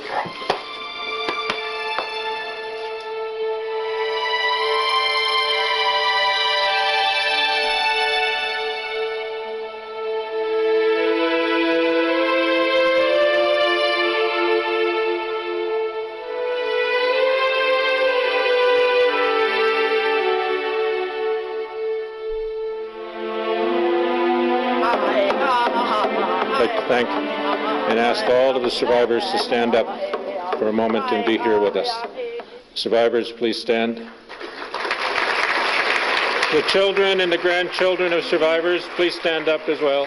Things began to change when the survivors of the residential school experience went to court, beginning in the 1980s, but not really successful until the mid-1990s when the courts finally ruled that they could sue the government for the abuses that went on in the schools and the churches as well. The root of the TRC is in survivors themselves.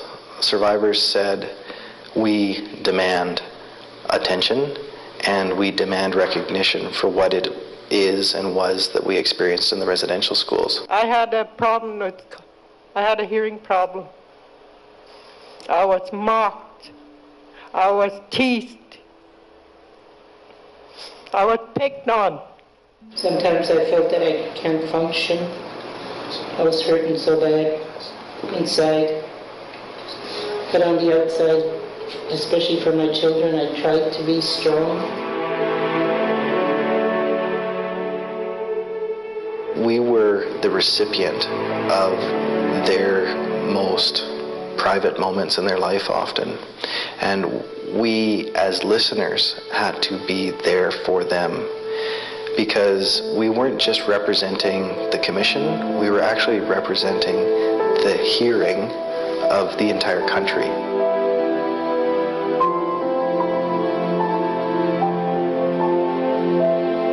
Well, as a commissioner for the Truth and Reconciliation Commission, listening to the stories of residential school survivors was difficult, emotionally very challenging. But there's no doubt that when they cried, often we did as commissioners, we always made it a point to repeat back to the survivors what it was that they had told us because we wanted them to know that we had heard them and that we believed them.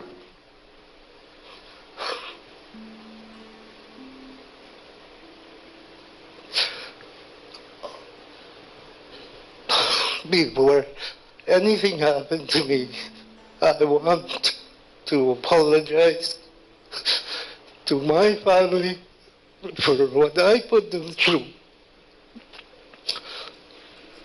I could tell my grandchildren, I could tell my great-grandchildren that I love them. But with my own children, I can't. It hurts. It hurts me to think about what I missed. It was a very emotional time because the more you got into it, the more things started to come up about residential school that you would start to remember, and then you'd listen to everybody, and it was a very, very difficult time. So I was involved right from when the lawsuit started. So the Truth and Reconciliation Commission of Canada was asked to assist the survivors to move from an era of being victims of the residential school experience to becoming involved in a process of establishing a better relationship with the government and with the churches. The story of the truth of residential schools in this country is a story about the resilience of children. They have supported me in this work, but at great loss to the relationships we could have had, and which we will now try to recapture.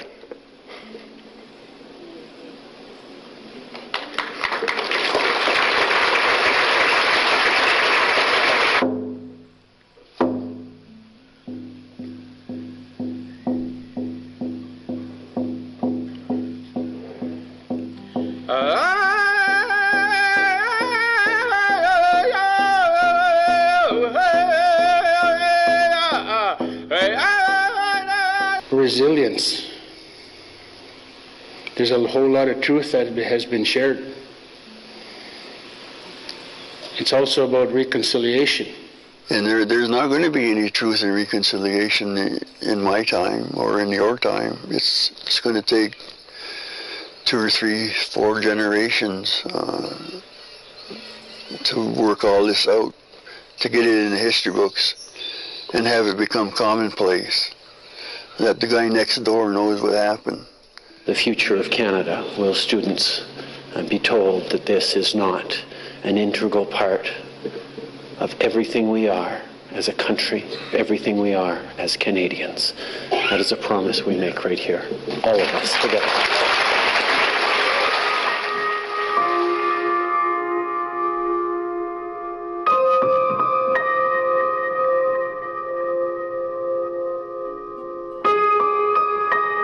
It was the closing ceremonies of the Truth and Reconciliation Commission. Had a 5-kilometer walk from Gatineau, Quebec to the City Hall in Ottawa. There was approximately 7,000 people participating. Many natives, many non-natives. There was different church groups, civic groups, and people just bringing their families out to participate and support the native communities. By the time the Commission's work ended, almost 7 years later, that we had established the credibility of the Commission not only in the eyes of survivors but in the eyes of the country. The Truth and Reconciliation Commission has brought an image of Canada forward that now includes this history.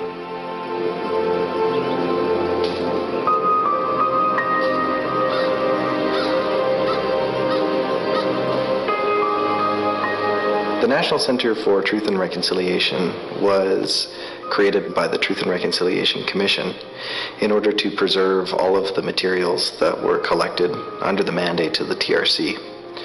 But more than just preserving these materials, survivors right across the country have asked us to ensure that their statements and the other material that was collected finds their way into the hands of educators, into the hands of researchers. So we have a very important and critical role in continuing to expose the truth, ensure Canadians understand the truth of what's happened in this country, and further contribute to ongoing understanding, healing, and reconciliation in this country.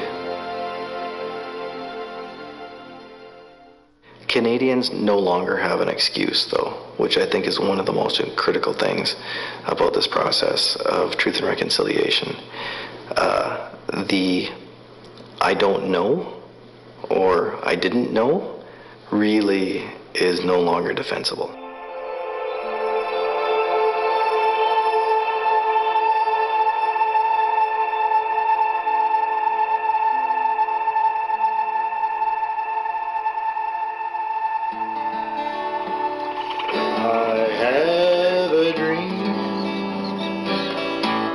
A song to sing to help me cope with anything. If you see the wonder of a fairy tale, I don't even know why we're doing this. You can make your future. I'm very hopeful. I'm still a bit scared as to what's happening and what could continue to happen. I want to see action. I want less talk and more action, so we all know that something is changing in terms of healing for the Native folk and for white and brown and yellow Canada.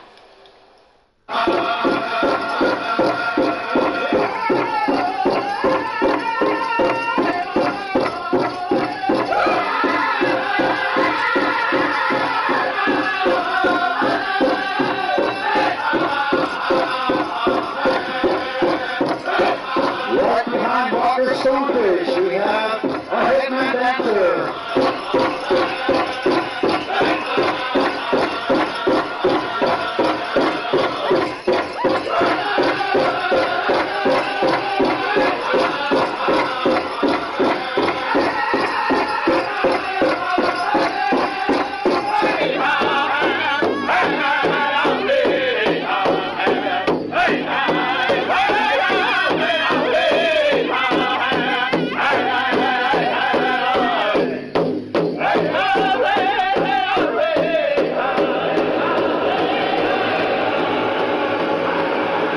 Everyone there is unique. They're expressing their culture and the good and genuine things about it. The color, the outfits, the dances, the songs.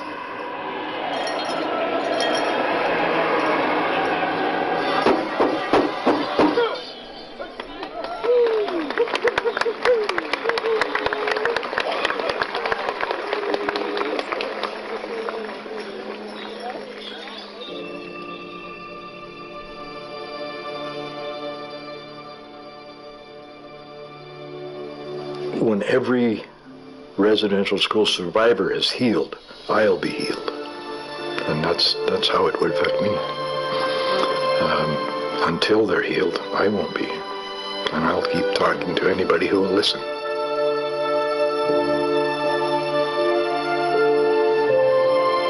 There's always hope. Without hope, we're done. You know, there always has to be hope. And when I look at my grandchildren, I think, yeah, there's a lot of hope. I see positive things for them.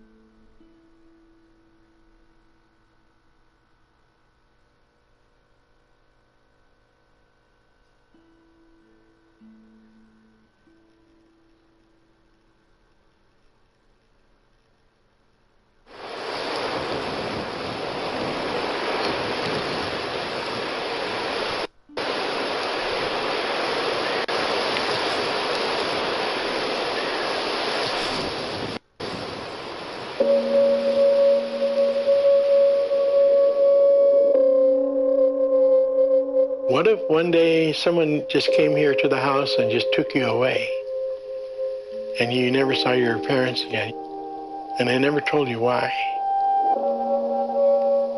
She was only 9, and my granddaughters will be 8 soon, so thinking back boggles our mind that this happened and what they had to go through. An Indigenous group in Canada says it's discovered 751 unmarked graves at the site of a former residential school. Indigenous leaders are calling it a crime against humanity, the second such discovery in less than a month. The Indigenous people from Canada, they always knew it was there. They said, you need to look to our neighbors to the south of us in the U.S.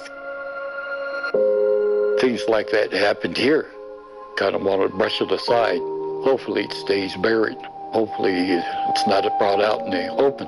That we've had those kinds of atrocities happen to us here in the United States. I've talked to elders who tell me that all the children in the village had to leave. And there was an eerie quiet in the village. There was no sound of children. The headmaster whipped my bare back with the rubber hose. I couldn't breathe, couldn't catch my breath. I passed out. Little boy said they had to hold me up for one more whip.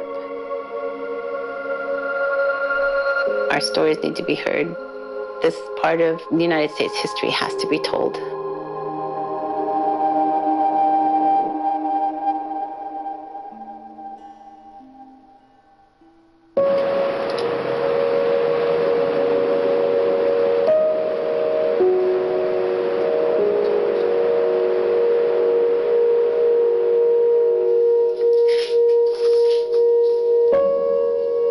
Very capable student.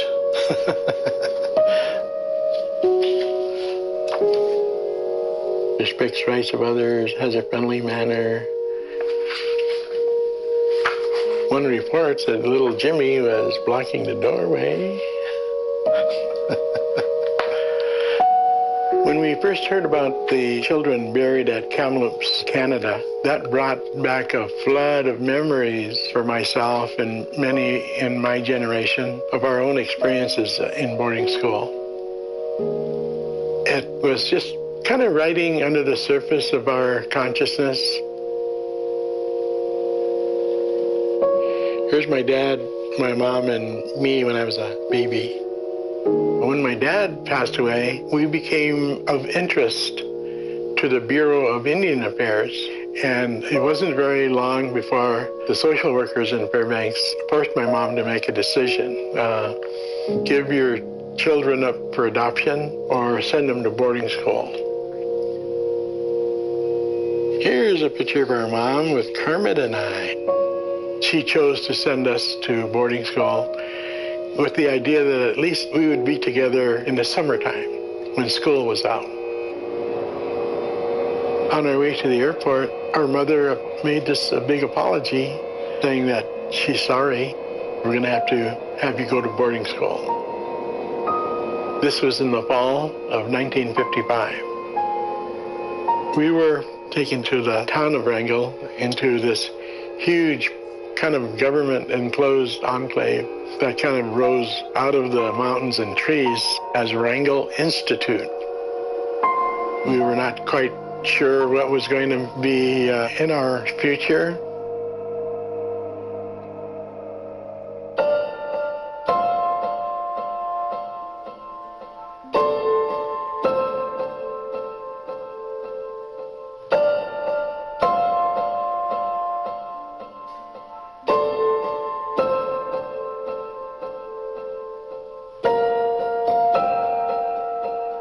The government said that it was becoming too expensive to continue killing Indians.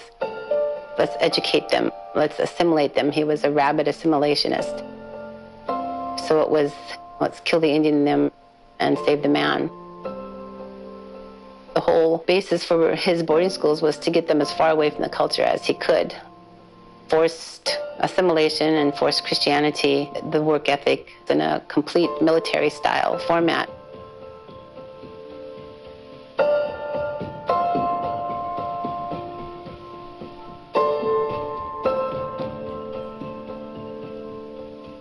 No one had ever asked the federal government how many boarding schools they ran. No one ever asked the churches how many boarding schools they ran. So I decided to dedicate as much time as I could to research how many boarding schools were in the United States. Just recently, I've come up with 406.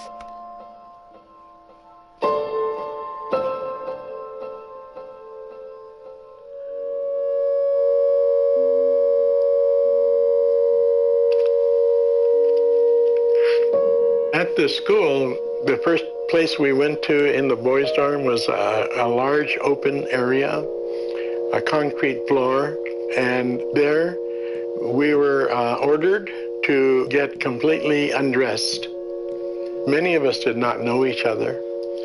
And here we are, we're standing in this receiving room, and some children who did not understand the commands to get undressed, some matrons were frustrated enough they ran over to that little guy and just literally tore his shirt off his body and forcibly pulled off his pants. Of course, the child was in tears, was frightened. There was a lot of eerie silence among the other kids who were watching this. The little things that we had brought with us were basically confiscated, and we had never seen them again. And we were living. Here's one from 1960. My number was 68 that year. It was very dehumanizing to the extent that some matrons were fond of only referring to us by our number.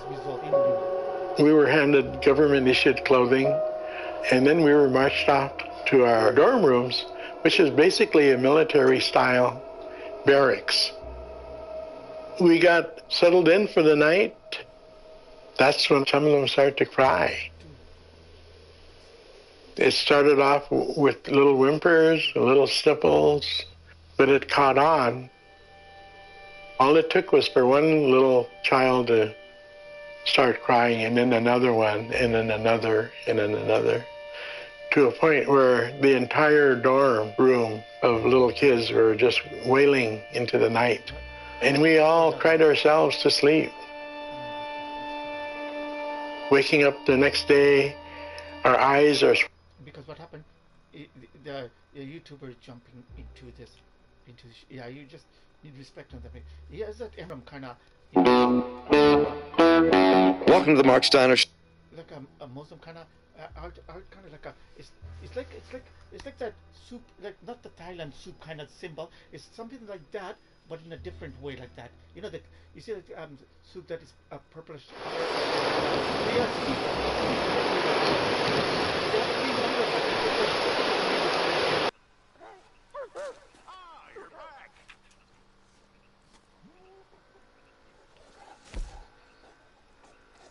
You see, that one has something on the back.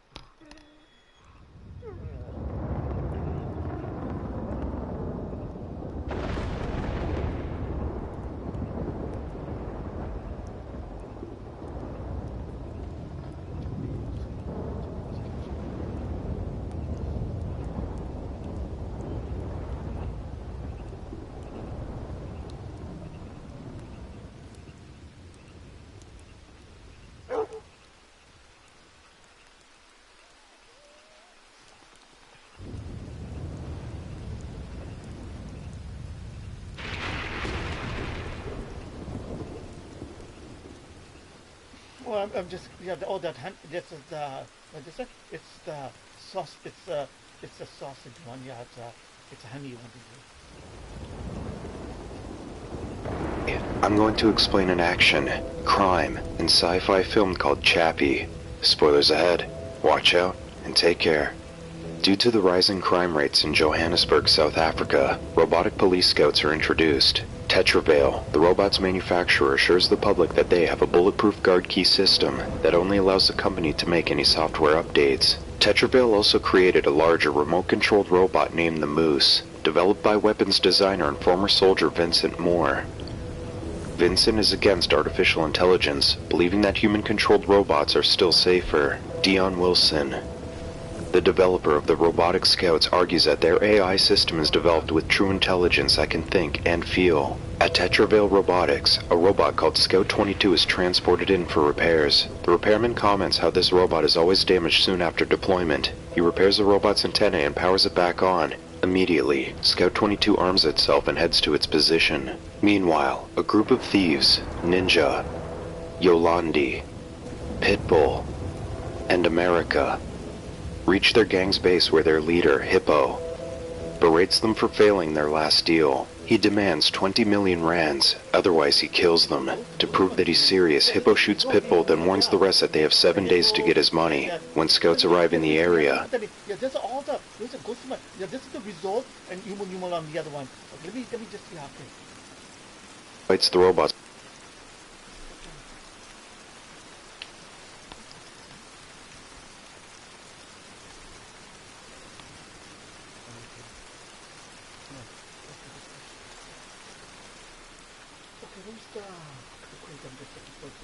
I don't think there's enough ammo in this recipe.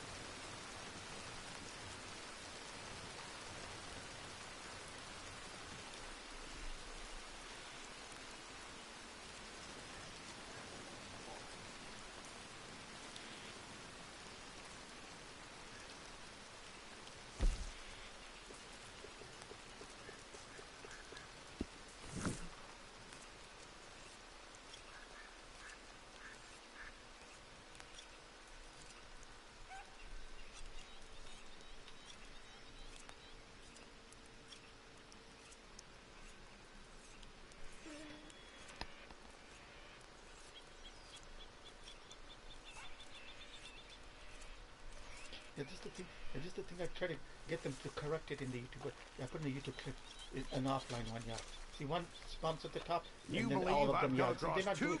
Yeah, they're still getting unknown here. Yeah. I thought that was a dying art. No. Oh, there was no ammos in this one.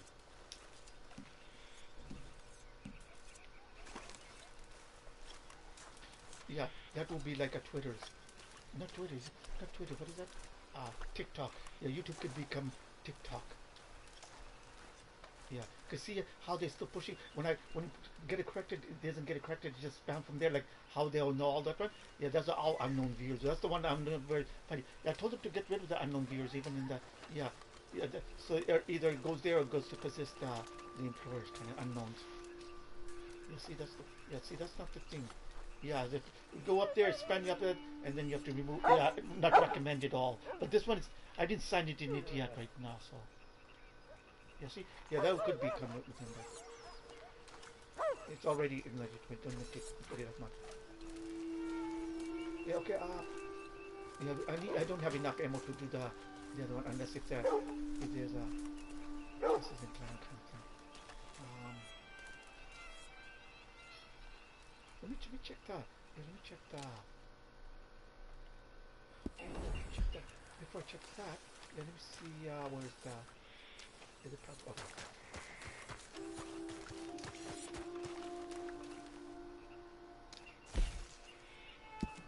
Supplies are looking healthy right now. Yeah, this needs a lot, lots and lots of help. Yeah, lots of help.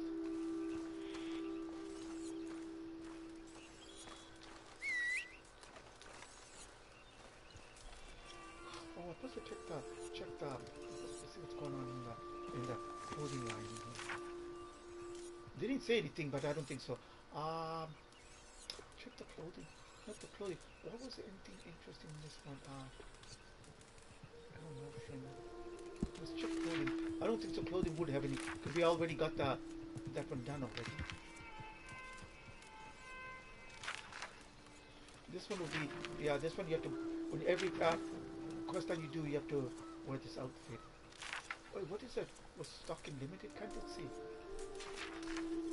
Oh, we got back this one again. Stock limit. Oh, let's get this one here. Limit. So, oh, good, we got it. This is different from the other time, yeah. But let's get this one here.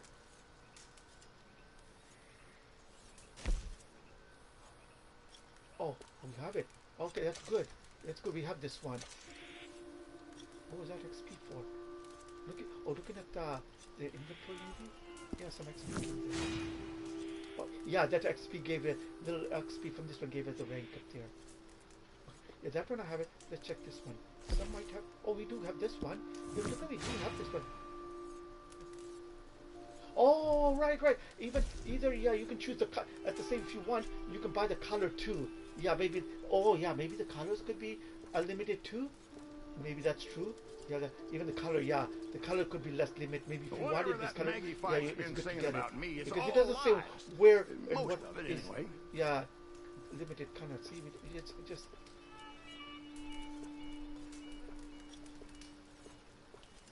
Oh, we got two of these ones, didn't we?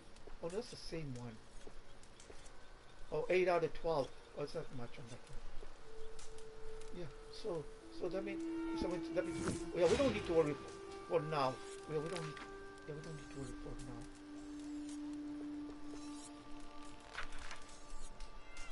But they still have it, yeah. That means maybe if it sticks to a long time, then we manage to get all the color. But we're waiting for to get everything, a currency going into one thing, yeah. Everyone's good enough for me, yeah. Cavalier hat. Yes. Oh, there's a 01. Zero. Gamblers. Hey, that's good. We got something here. Is it? Do we have it or? Okay, sometime we might have it. Yeah, they'll still have it around. There's stuff on the top. Or just right there.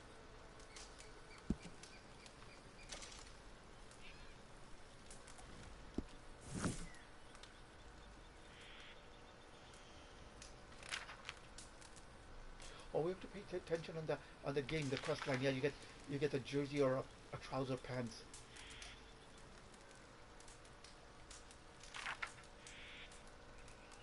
Rank 80, 83.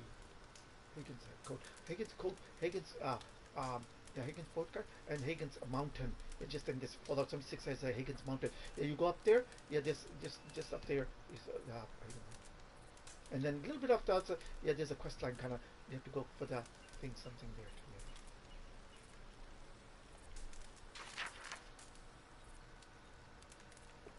Oh, yes, that's another one.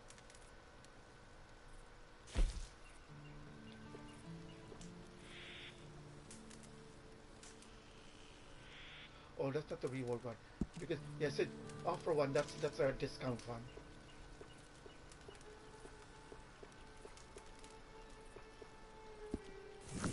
Yeah, that's the other one's a, yeah, offer one, it's a discount one.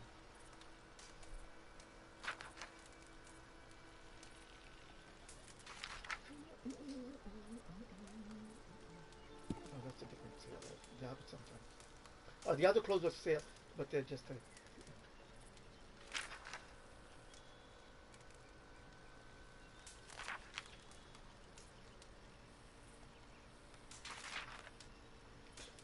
Oh, there's another one.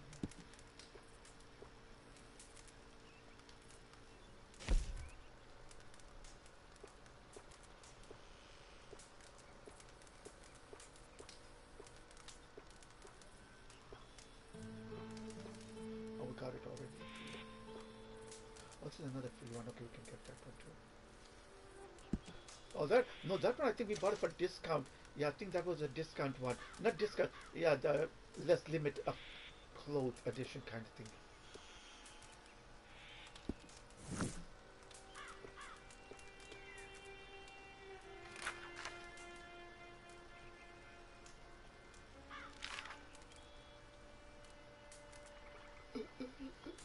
Rank 87 is the best one, Outdoors Man Vest.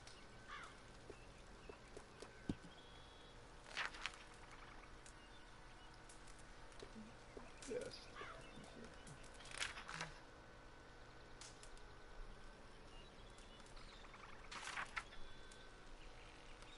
91 leather pants. Oh, the leather pants a little while later after Vendido's pants.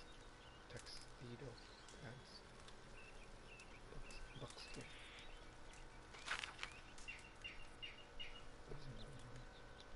Oh, this is, no, you have to take, yeah, either we have to get it or, yeah, it's better to just get it whatever they give it, because or else, yeah.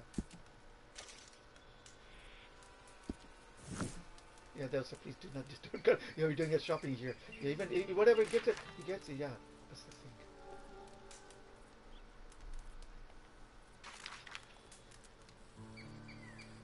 Because I was going to look at some things what they have in there, but might as well got a few things in here. Rank 89. Creatures. Blue creatures. Oh, here's another 0, but that's a padlock. Padlock in background. Is it a padlock? I'm not talking to that.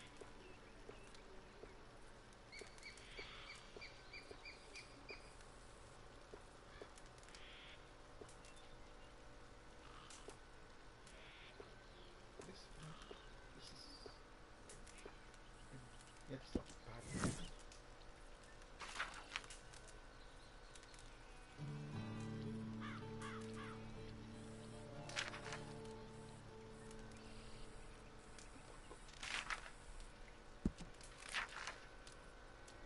Another one. Alberto's shops. Oh, that is shop. Okay, see what's in here. Yeah, I don't like to intercept that. Even the language barrier. Yeah, they're kind of pushing the language barrier. It is big and strong. Make it into the thing, but it's not worth it right now. Yeah. It's okay in the intercom because people, yeah, coming in here, but it's just spamming right now.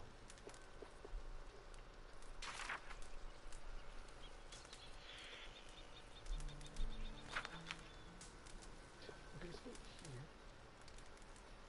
Yeah, people still spamming with me that name. Yeah, they end up with the thing that they think is not going to get crisscrossed, but they get crisscrossed with me. If you put say then the others or won't get ready saying nothing worthy. You see when I self-defense at the last, yeah. So then I have to, yeah. Then it's for me to take. Oh, here's another one.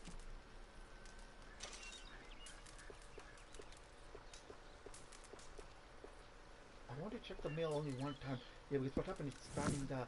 I'm not, yeah, like a watchtower kind of thing, see what's going on. I'm going to save that one, those in case if I need to. Yeah, because what, I didn't want to check the mail till later, 2 o'clock or something. Yeah, nothing's out about there now.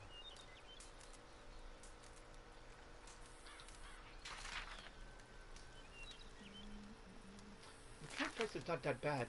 Yeah, you can buy a lot of clothes if you can. Yeah, I got that much. but I have to wait it out. Yeah, one at a time in that one. Yeah, like all the hats and all these accessories first. Yeah, we don't want to get you get more confused if you do all the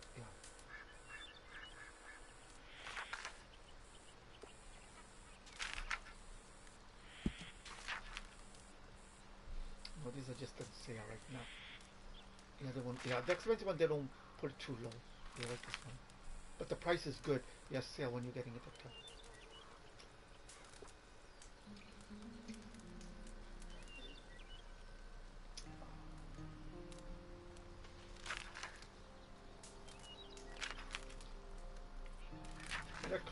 That kind of coffee got, yeah, this guy said, yeah, kind of got my mom into that kind of coffee.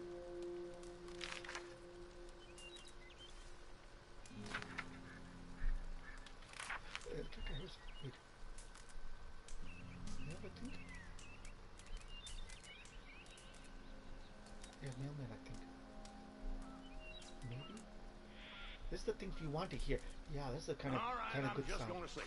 Now, I know you've got your fingers in a few other pies now, and that's fine. Just don't forget to make time for our business too.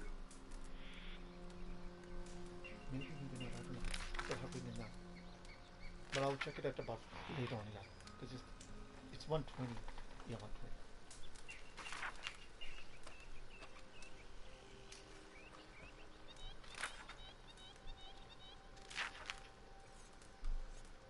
Yeah, it is a mailman.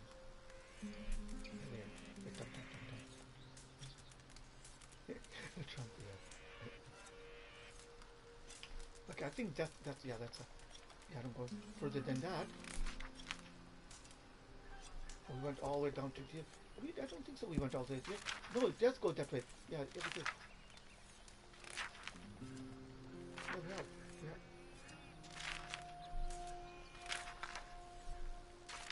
It's a mailman. So I got my clothes on still. I just wear now changing my outfit. Yeah, I'm gonna wear this grayish outfit. It has a sail thing on the side. Yeah, like that. But I just put it neutral right now, like a safe passage.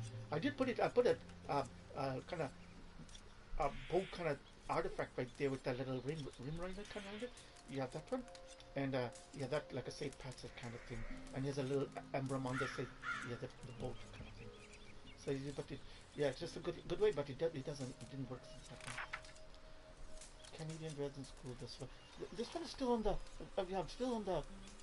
Oh, that one, Tim Hortons. Yeah, that's sweets and munchies kind of thing. Yes, yeah, they're like cookies and those things, and coffee and things. Oh, that's just talking into this Canadian resident school, the survival of their descendants.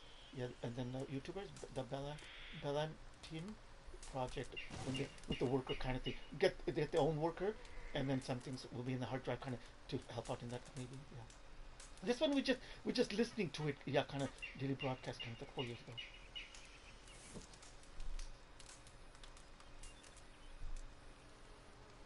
Why living in Canada has become impossible.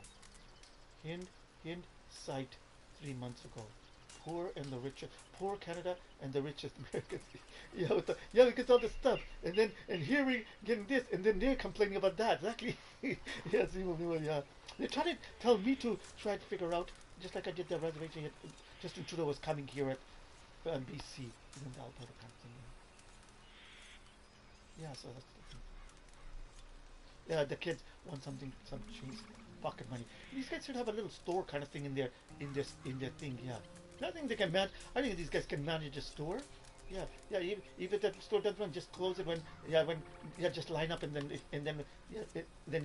a person should live. Yeah, they should have a homestead kind that you can live in it and have the store. Yeah, then ding ding, and then open it at like just like you opening for everybody to come in. Yeah, they should have a little store in there. In America, I think one place is in Apache. Yeah, they have it in their site. Yeah, they have stores in theirs. Yeah, they have stores in there. Yeah, they have stores. Yeah, their own grocery store. The grocery stores in there. Yeah, the grocery store. No, the grocery store is outside. Yeah, because what happened? There's a crossroad over there. Yeah, some are homeless, some are bums, the drink beer kind of thing, like laying down because nothing for them to do, I guess. And they learned how to make the school. They went to school. They made how to make a rooftop solar panel, and then here in the here the reservation here. They know how to make the sister. They make the sister city glazing to their reservation. Yeah, they go do the shopping there too.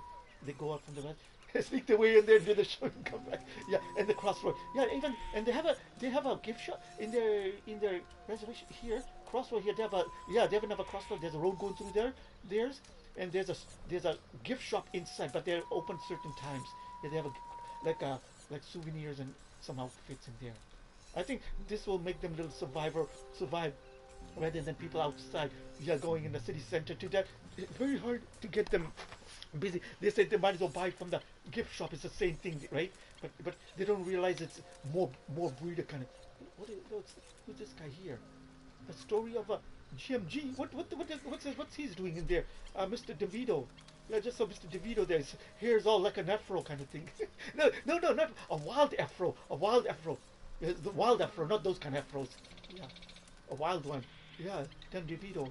A wild different. Like he just got up in the morning. He's got. Oh no! Hey, that was another one. Yeah, his hair was thinking. That's how you get up in the morning. Like you get himself. That's a wife supposed to be like that.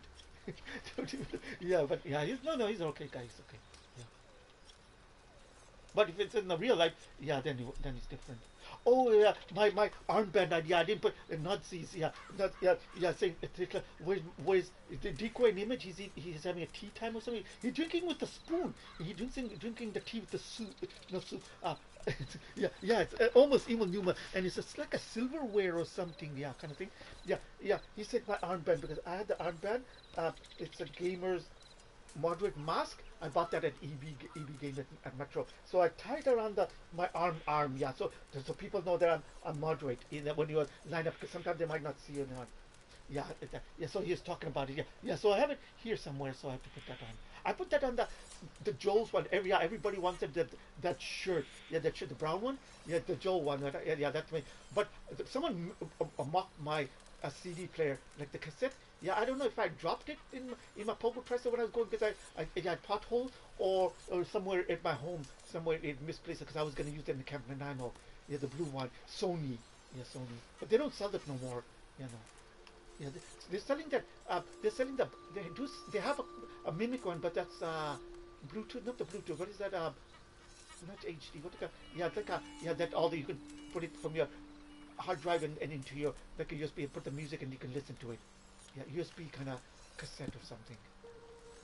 Yeah, I don't know what happened to it. I don't know. Get it right there on top of it, and then you just I don't know what happened to it. Yeah, they don't. Yeah, people wanted that Sony one. Yeah, just like Ellie and Joel kind of people kind of thing. Yeah. That one you need to be on EB, not EB. EB was on the TV in the McDonald's. That guy is. I think he's supposed to be the wife of that guy lady, but he doesn't look like it. Because that one's NDP. He's a liberal. Yeah, he's liberal. EB is liberal.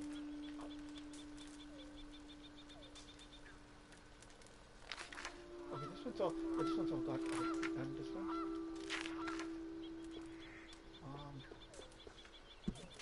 What's this one? Oh, we got that from Dan already. Oh, I better go check the mail. Before my dad goes out. With her place over there.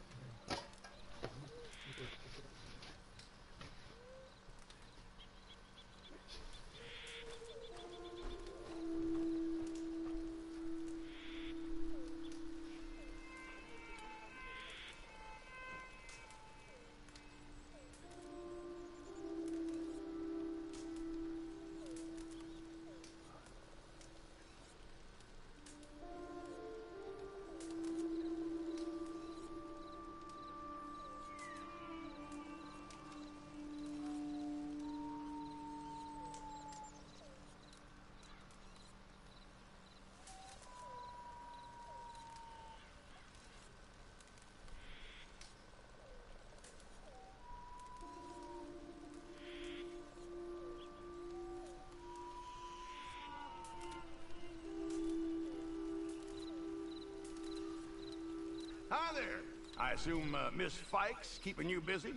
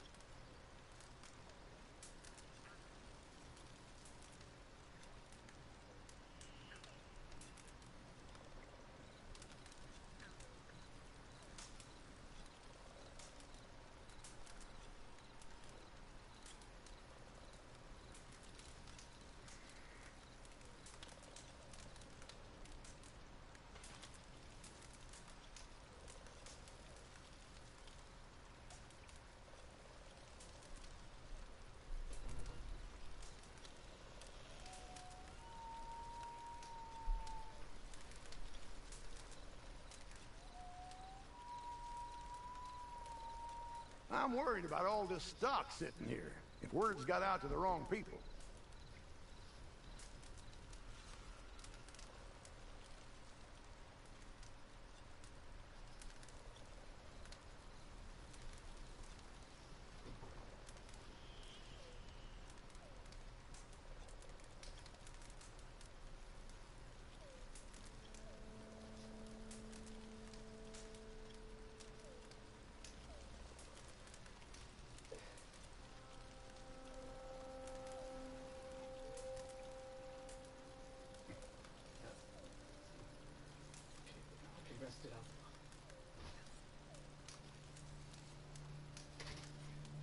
Yeah, the guy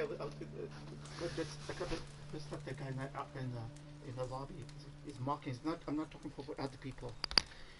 Yeah, he's taking it like you want to take it. He said he's standing. So sometimes it comes in 3 days or 4 days within the due date. Yeah, like that. Because this one came on the Sunday. If it was like on a Friday, it would have been like Tuesday. Yeah, it would have came on Tuesday. It came on Tuesday last time. So it's a few days. Yeah, they should have came early with my mom. Yeah, that's right. Yeah, kind of late. No, can't see. Some of these people.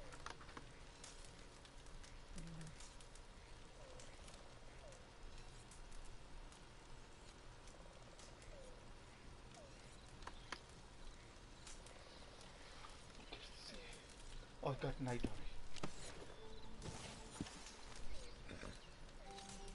To the work floor.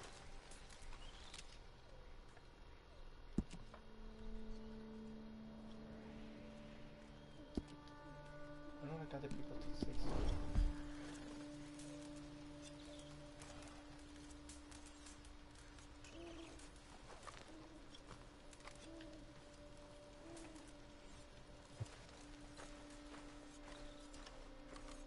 We checked this one already.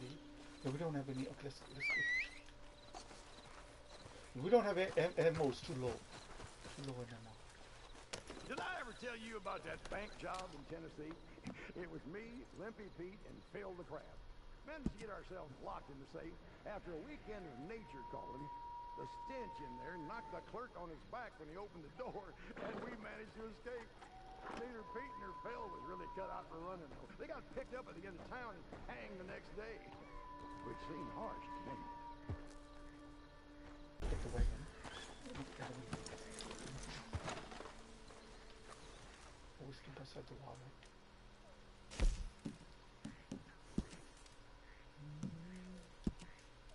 Oh no. Oh yeah, that's same thing. That's fine. Just do it. Oh, dismiss. No.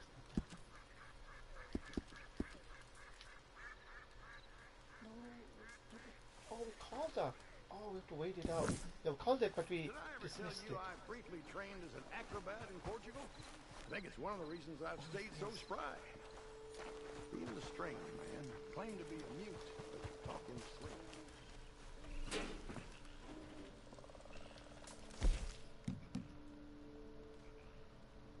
Help yourself to some stew, by the way. It won't win any prizes, but it fills a hole.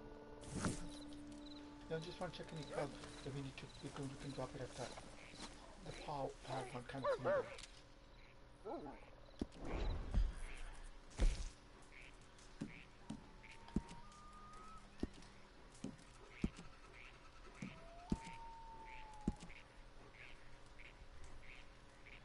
We're gonna avoid on that comment in the game because what happens? These guys starts up the things up.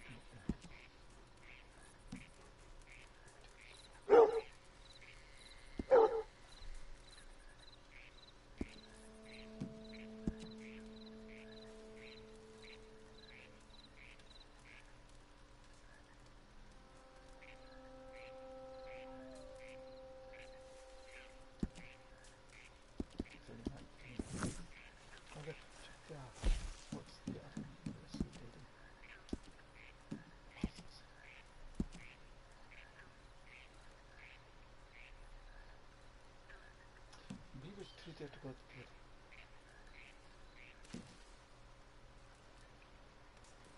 Oh, they got the blood money coming out.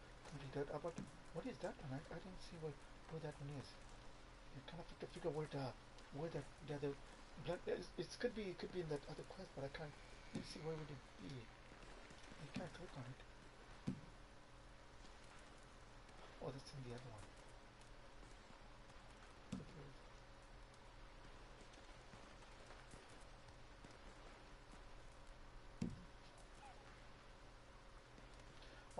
Oh, there's a visit the peak of Mountain Hagen.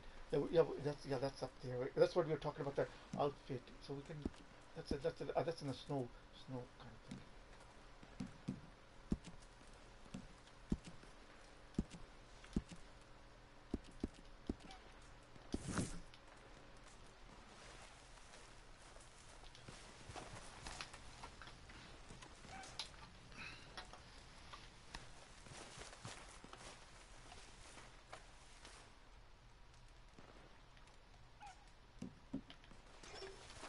Oh, I see, right up there.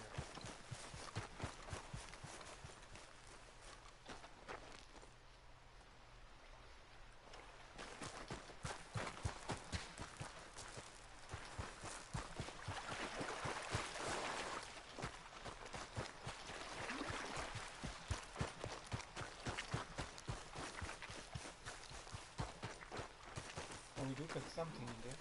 Oh, let's go there.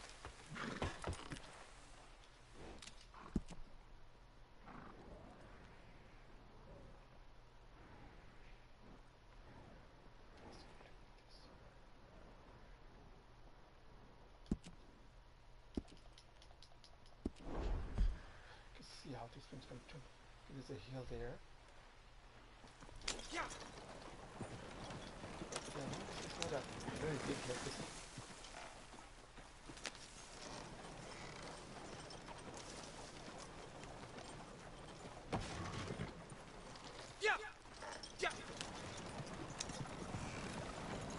I don't know who, someone in broadcast that person checked the mail now. Yeah, and I supposed to wait it out. Yeah, that changed it sometime. But yeah, in the in the broadcast, yeah, they can't see. If you don't, someone painted it. We got all the advertisers, coupons, yeah, all the advertisers.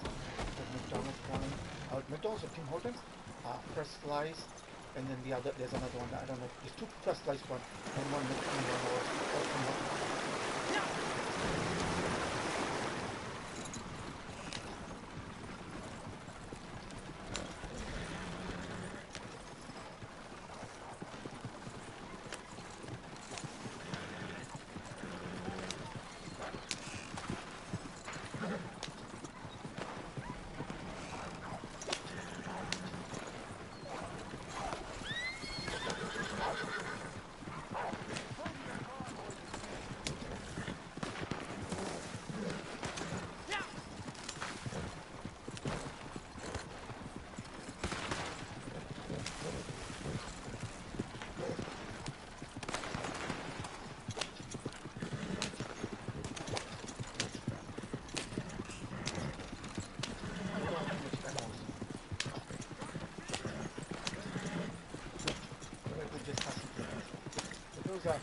Something that the other one was to figure out.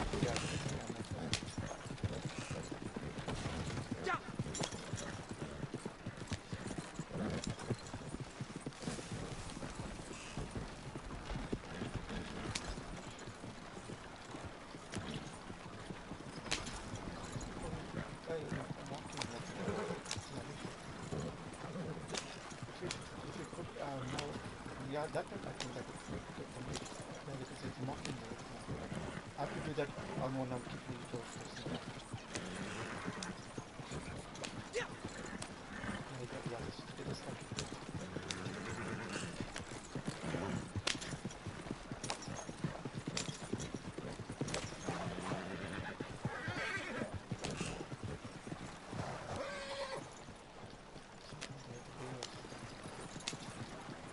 There's a wagon here.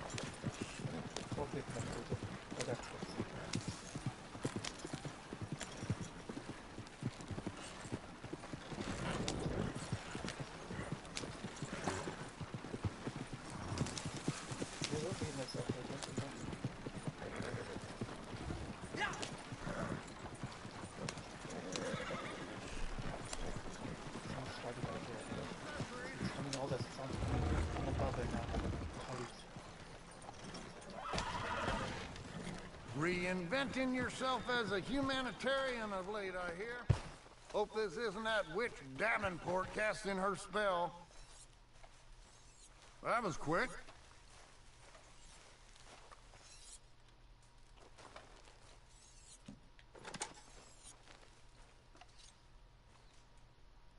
Okay then, let's take a look. Sure, why not?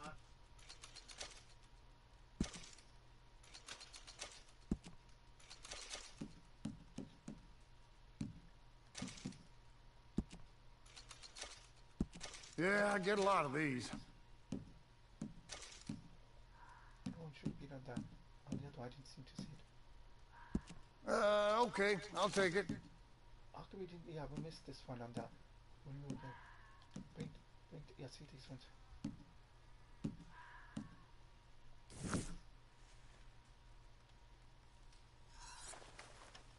There's nothing on the perfect in. I mean, not perfect. Good pellet. Good, yeah. They're all perfect. Pelt or carcasses. Those are melee ones. The other ones. Let's see who it was in the.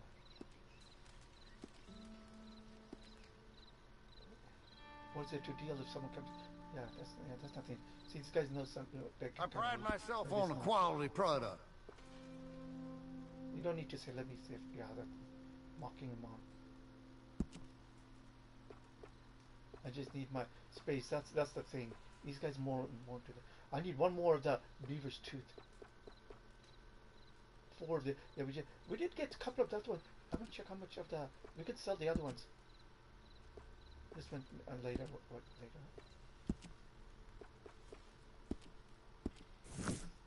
Smell that mountain air.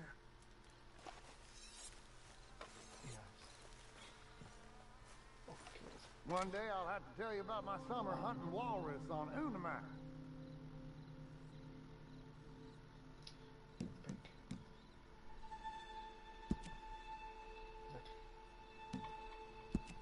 That was my took on.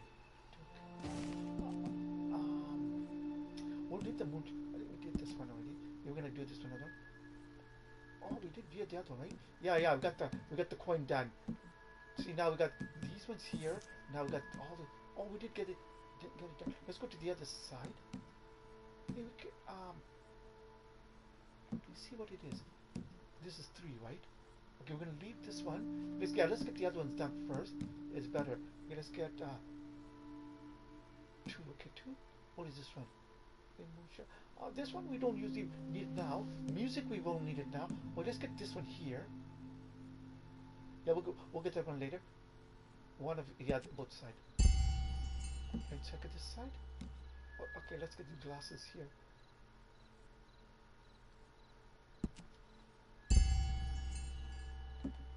Yeah, we just try to make it unique. We still will finish these ones anyway. We don't need to. Yeah, we're 20 is the minimum. Yeah, 20.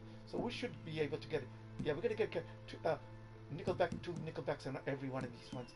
So that means that's 1, 2, 3, 4, and then 1, 2, 3, and 4, and then that's the 3. So we got enough right here. And then when we move to the other side, 1, 2, 3, 4, 5, 6, 7, 8, 9, 10. 1, 2, 3, 4, 5, 6, 7, 8, 9, 10. Yeah, we short maybe 1. Maybe we're lucky. Maybe we're lucky. It could be 1. Yeah, one. Yeah, but this one didn't. Yeah, this one had 1. We might have a 1 in this, so we might be. Yeah, we have enough for this one. But you have to keep on getting the moon shackle. I see we didn't do this one very well yet. You have to get this one a little bit more. Yeah, once we get this one, don't worry about this one. But what's happening? That lady keeps on knocking out with that flavored perfume or kind of thing. Yeah, perfume. And then you say, you can smell that perfume. I guess. Yeah, that's it. No, it's an animal perfume kind of thing. Made you into a deer, and then everybody would run after the deer.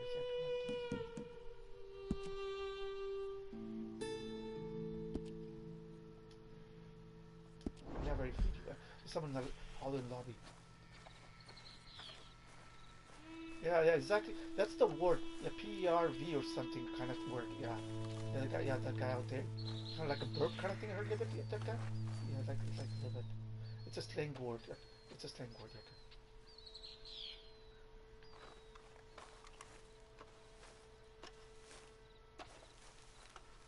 All these words. Yeah. Okay. Now I'm gonna go check to see who was on now. I've been hearing about you. Hope you found time for some hunting among all these acts of philanthropy. Like a compliment.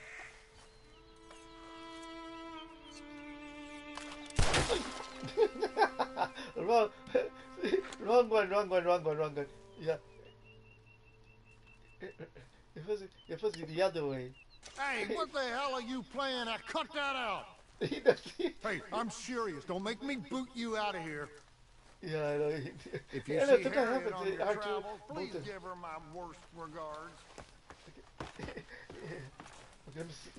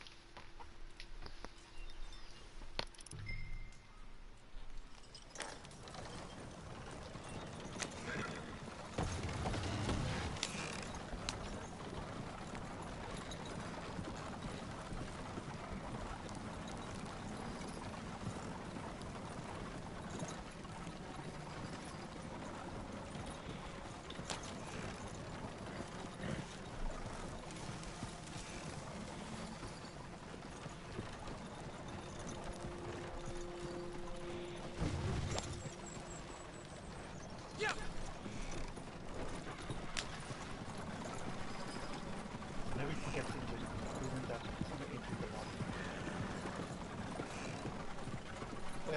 Yeah, that got nothing to do with, yeah. That's the thing they should be talking about, people walking out here. They can only bother me this side.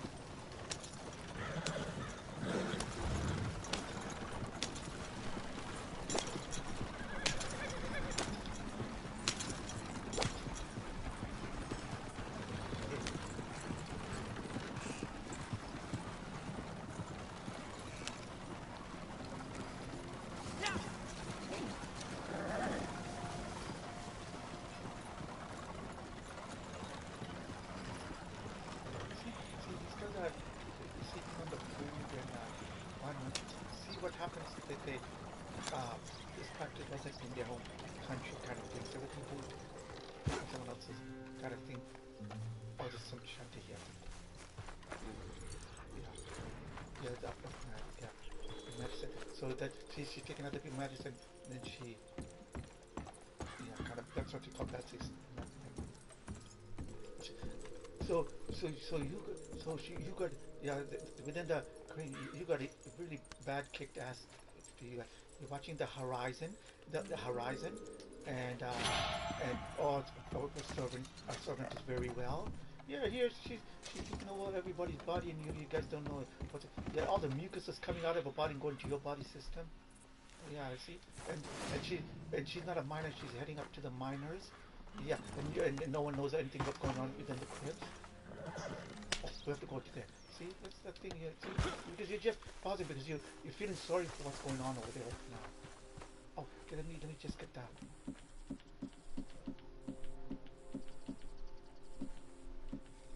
Yeah, I know that. Yeah, that's the thing I was gonna say. And then the red. Yeah, see, they're doing their part. They're giving my YouTube clip. YouTube signed off, and I didn't add it to their in my YouTube channel. There's one first and the second one. Yeah, so that's why.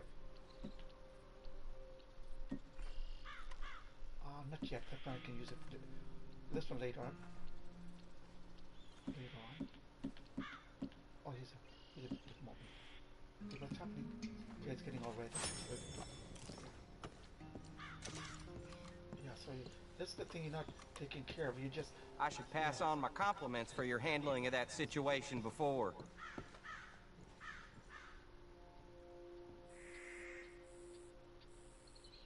What you been doing? It's been getting us boys talking, you know. Within this real side, impressive. That's it, yeah, only the UI kind of thing. Yeah, they're precipitating on that thing. It's going down on that. This is just the thing. Wagon train on the way to Blackwater. Short a few hired guns, and I thought you could step in. Money's good, and I feel you're more than capable. Want to go and take a look at it? Come on.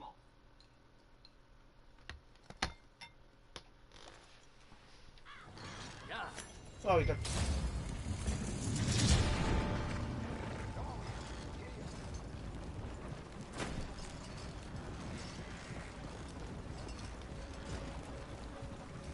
Place like this, we get even old Scratch to give God some thanks.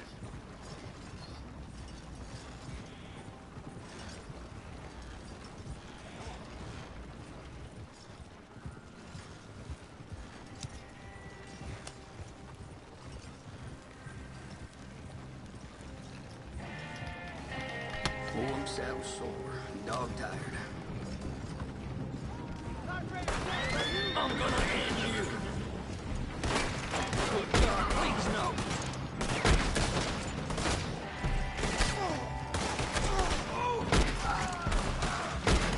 Closing in on you. Thanks. Oh, come on.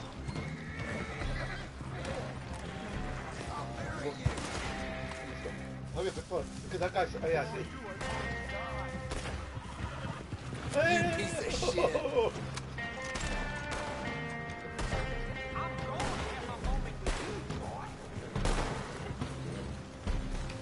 That's the quickest thing that I have.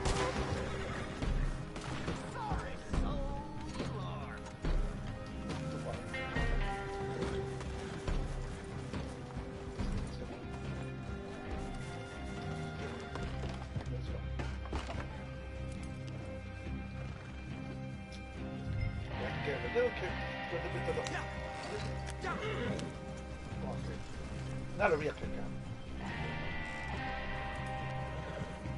Damn fool. Fine.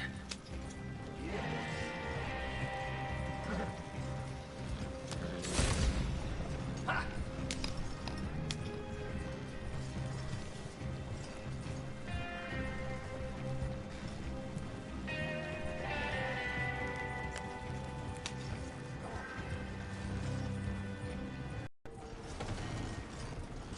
Now, looking at that, the building that was, if you could dig on the right side, I was just going to see if they use the shotgun hunting, see if there's any there that I could quickly run, pick it, and then we'll keep on going. The timing is still, the timer seems good. Come on.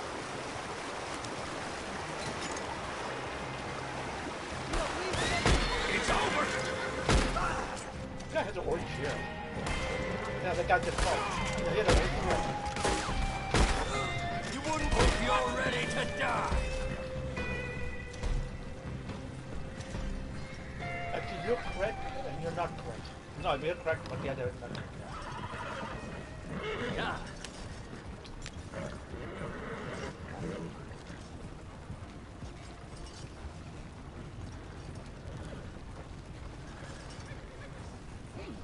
Now, I told my dad to write in the calendar date when it comes out. But he doesn't write in the calendar. He just wants to go every day, check the mail at the time. Oh, come on. Go, darn damnation!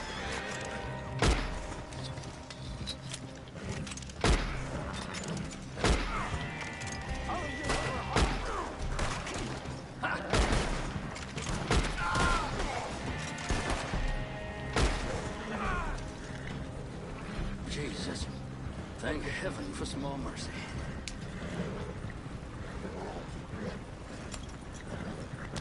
Oh, come on!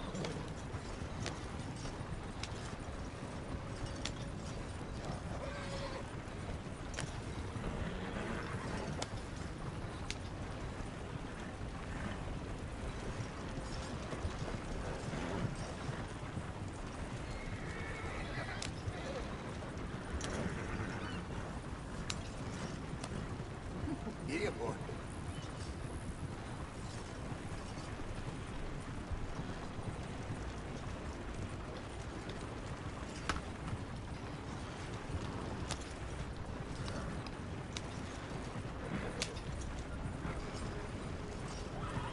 Some third world came slowly eating beef.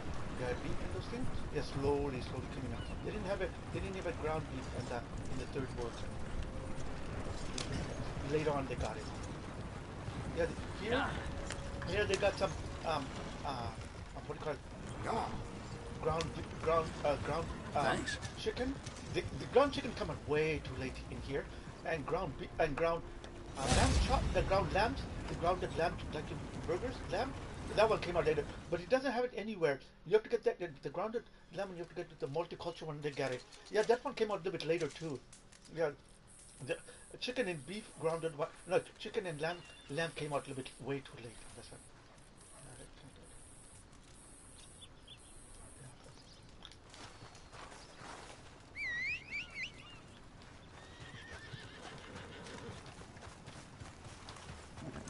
Lamb?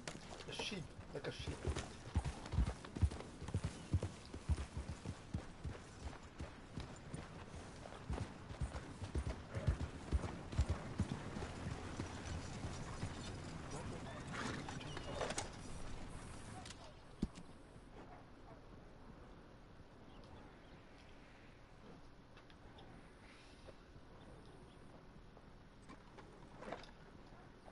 Okay, let's just go to the camp and sign up for a bit. Yeah, but tomorrow. Christmas Thursday.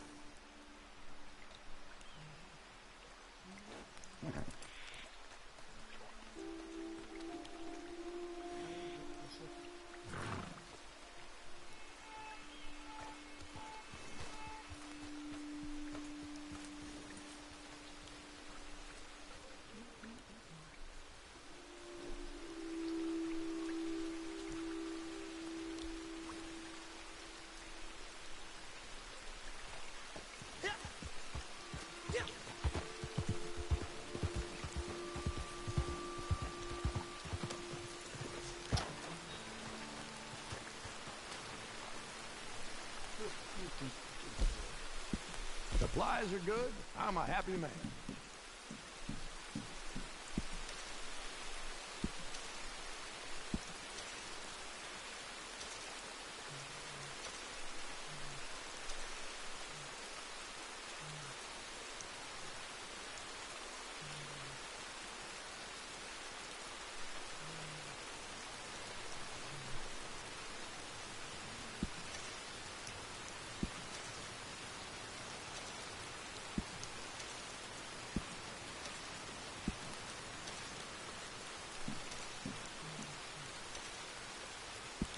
Okay, this'll have to do.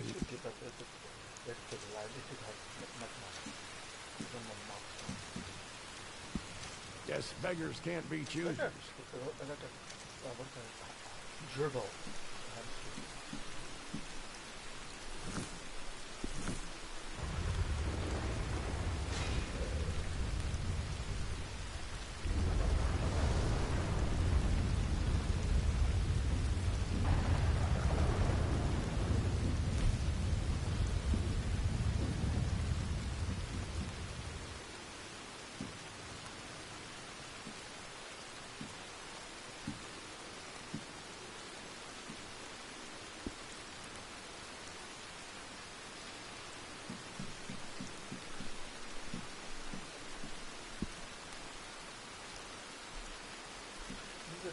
that is on the on all those roads.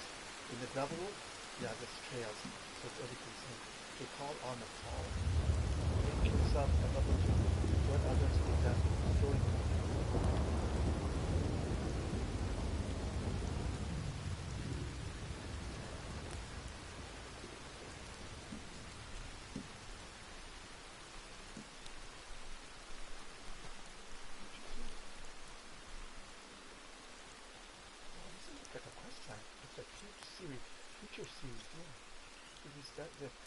Just like we were doing the first time, making a board kind of thing. I think that could be the one.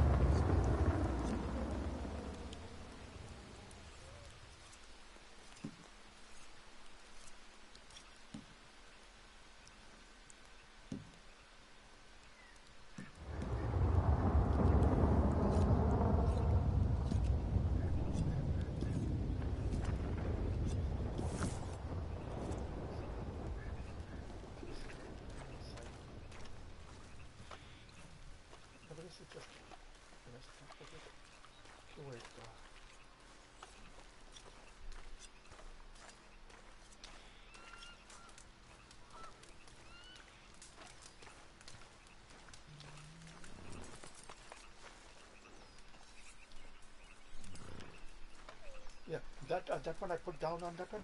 It was how long I wrote it. Yeah, search engine on that one. What it was. Search engine the last, not the first, not the the last from the my on that character kind of thing. Yeah, and DR note. Yeah, put that one. Yeah, search that one to put that one and others with that. Yeah, with that operation kind of thing in the search engine. I searched it. But you don't need to search engine. Just the thing or just marking kind of thing. Yeah, there was another one I did. It was a half cast and the other one name on that one. Yeah, okay, design this one.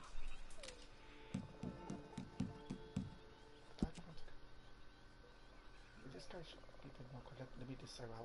Yeah, like he's talking to himself.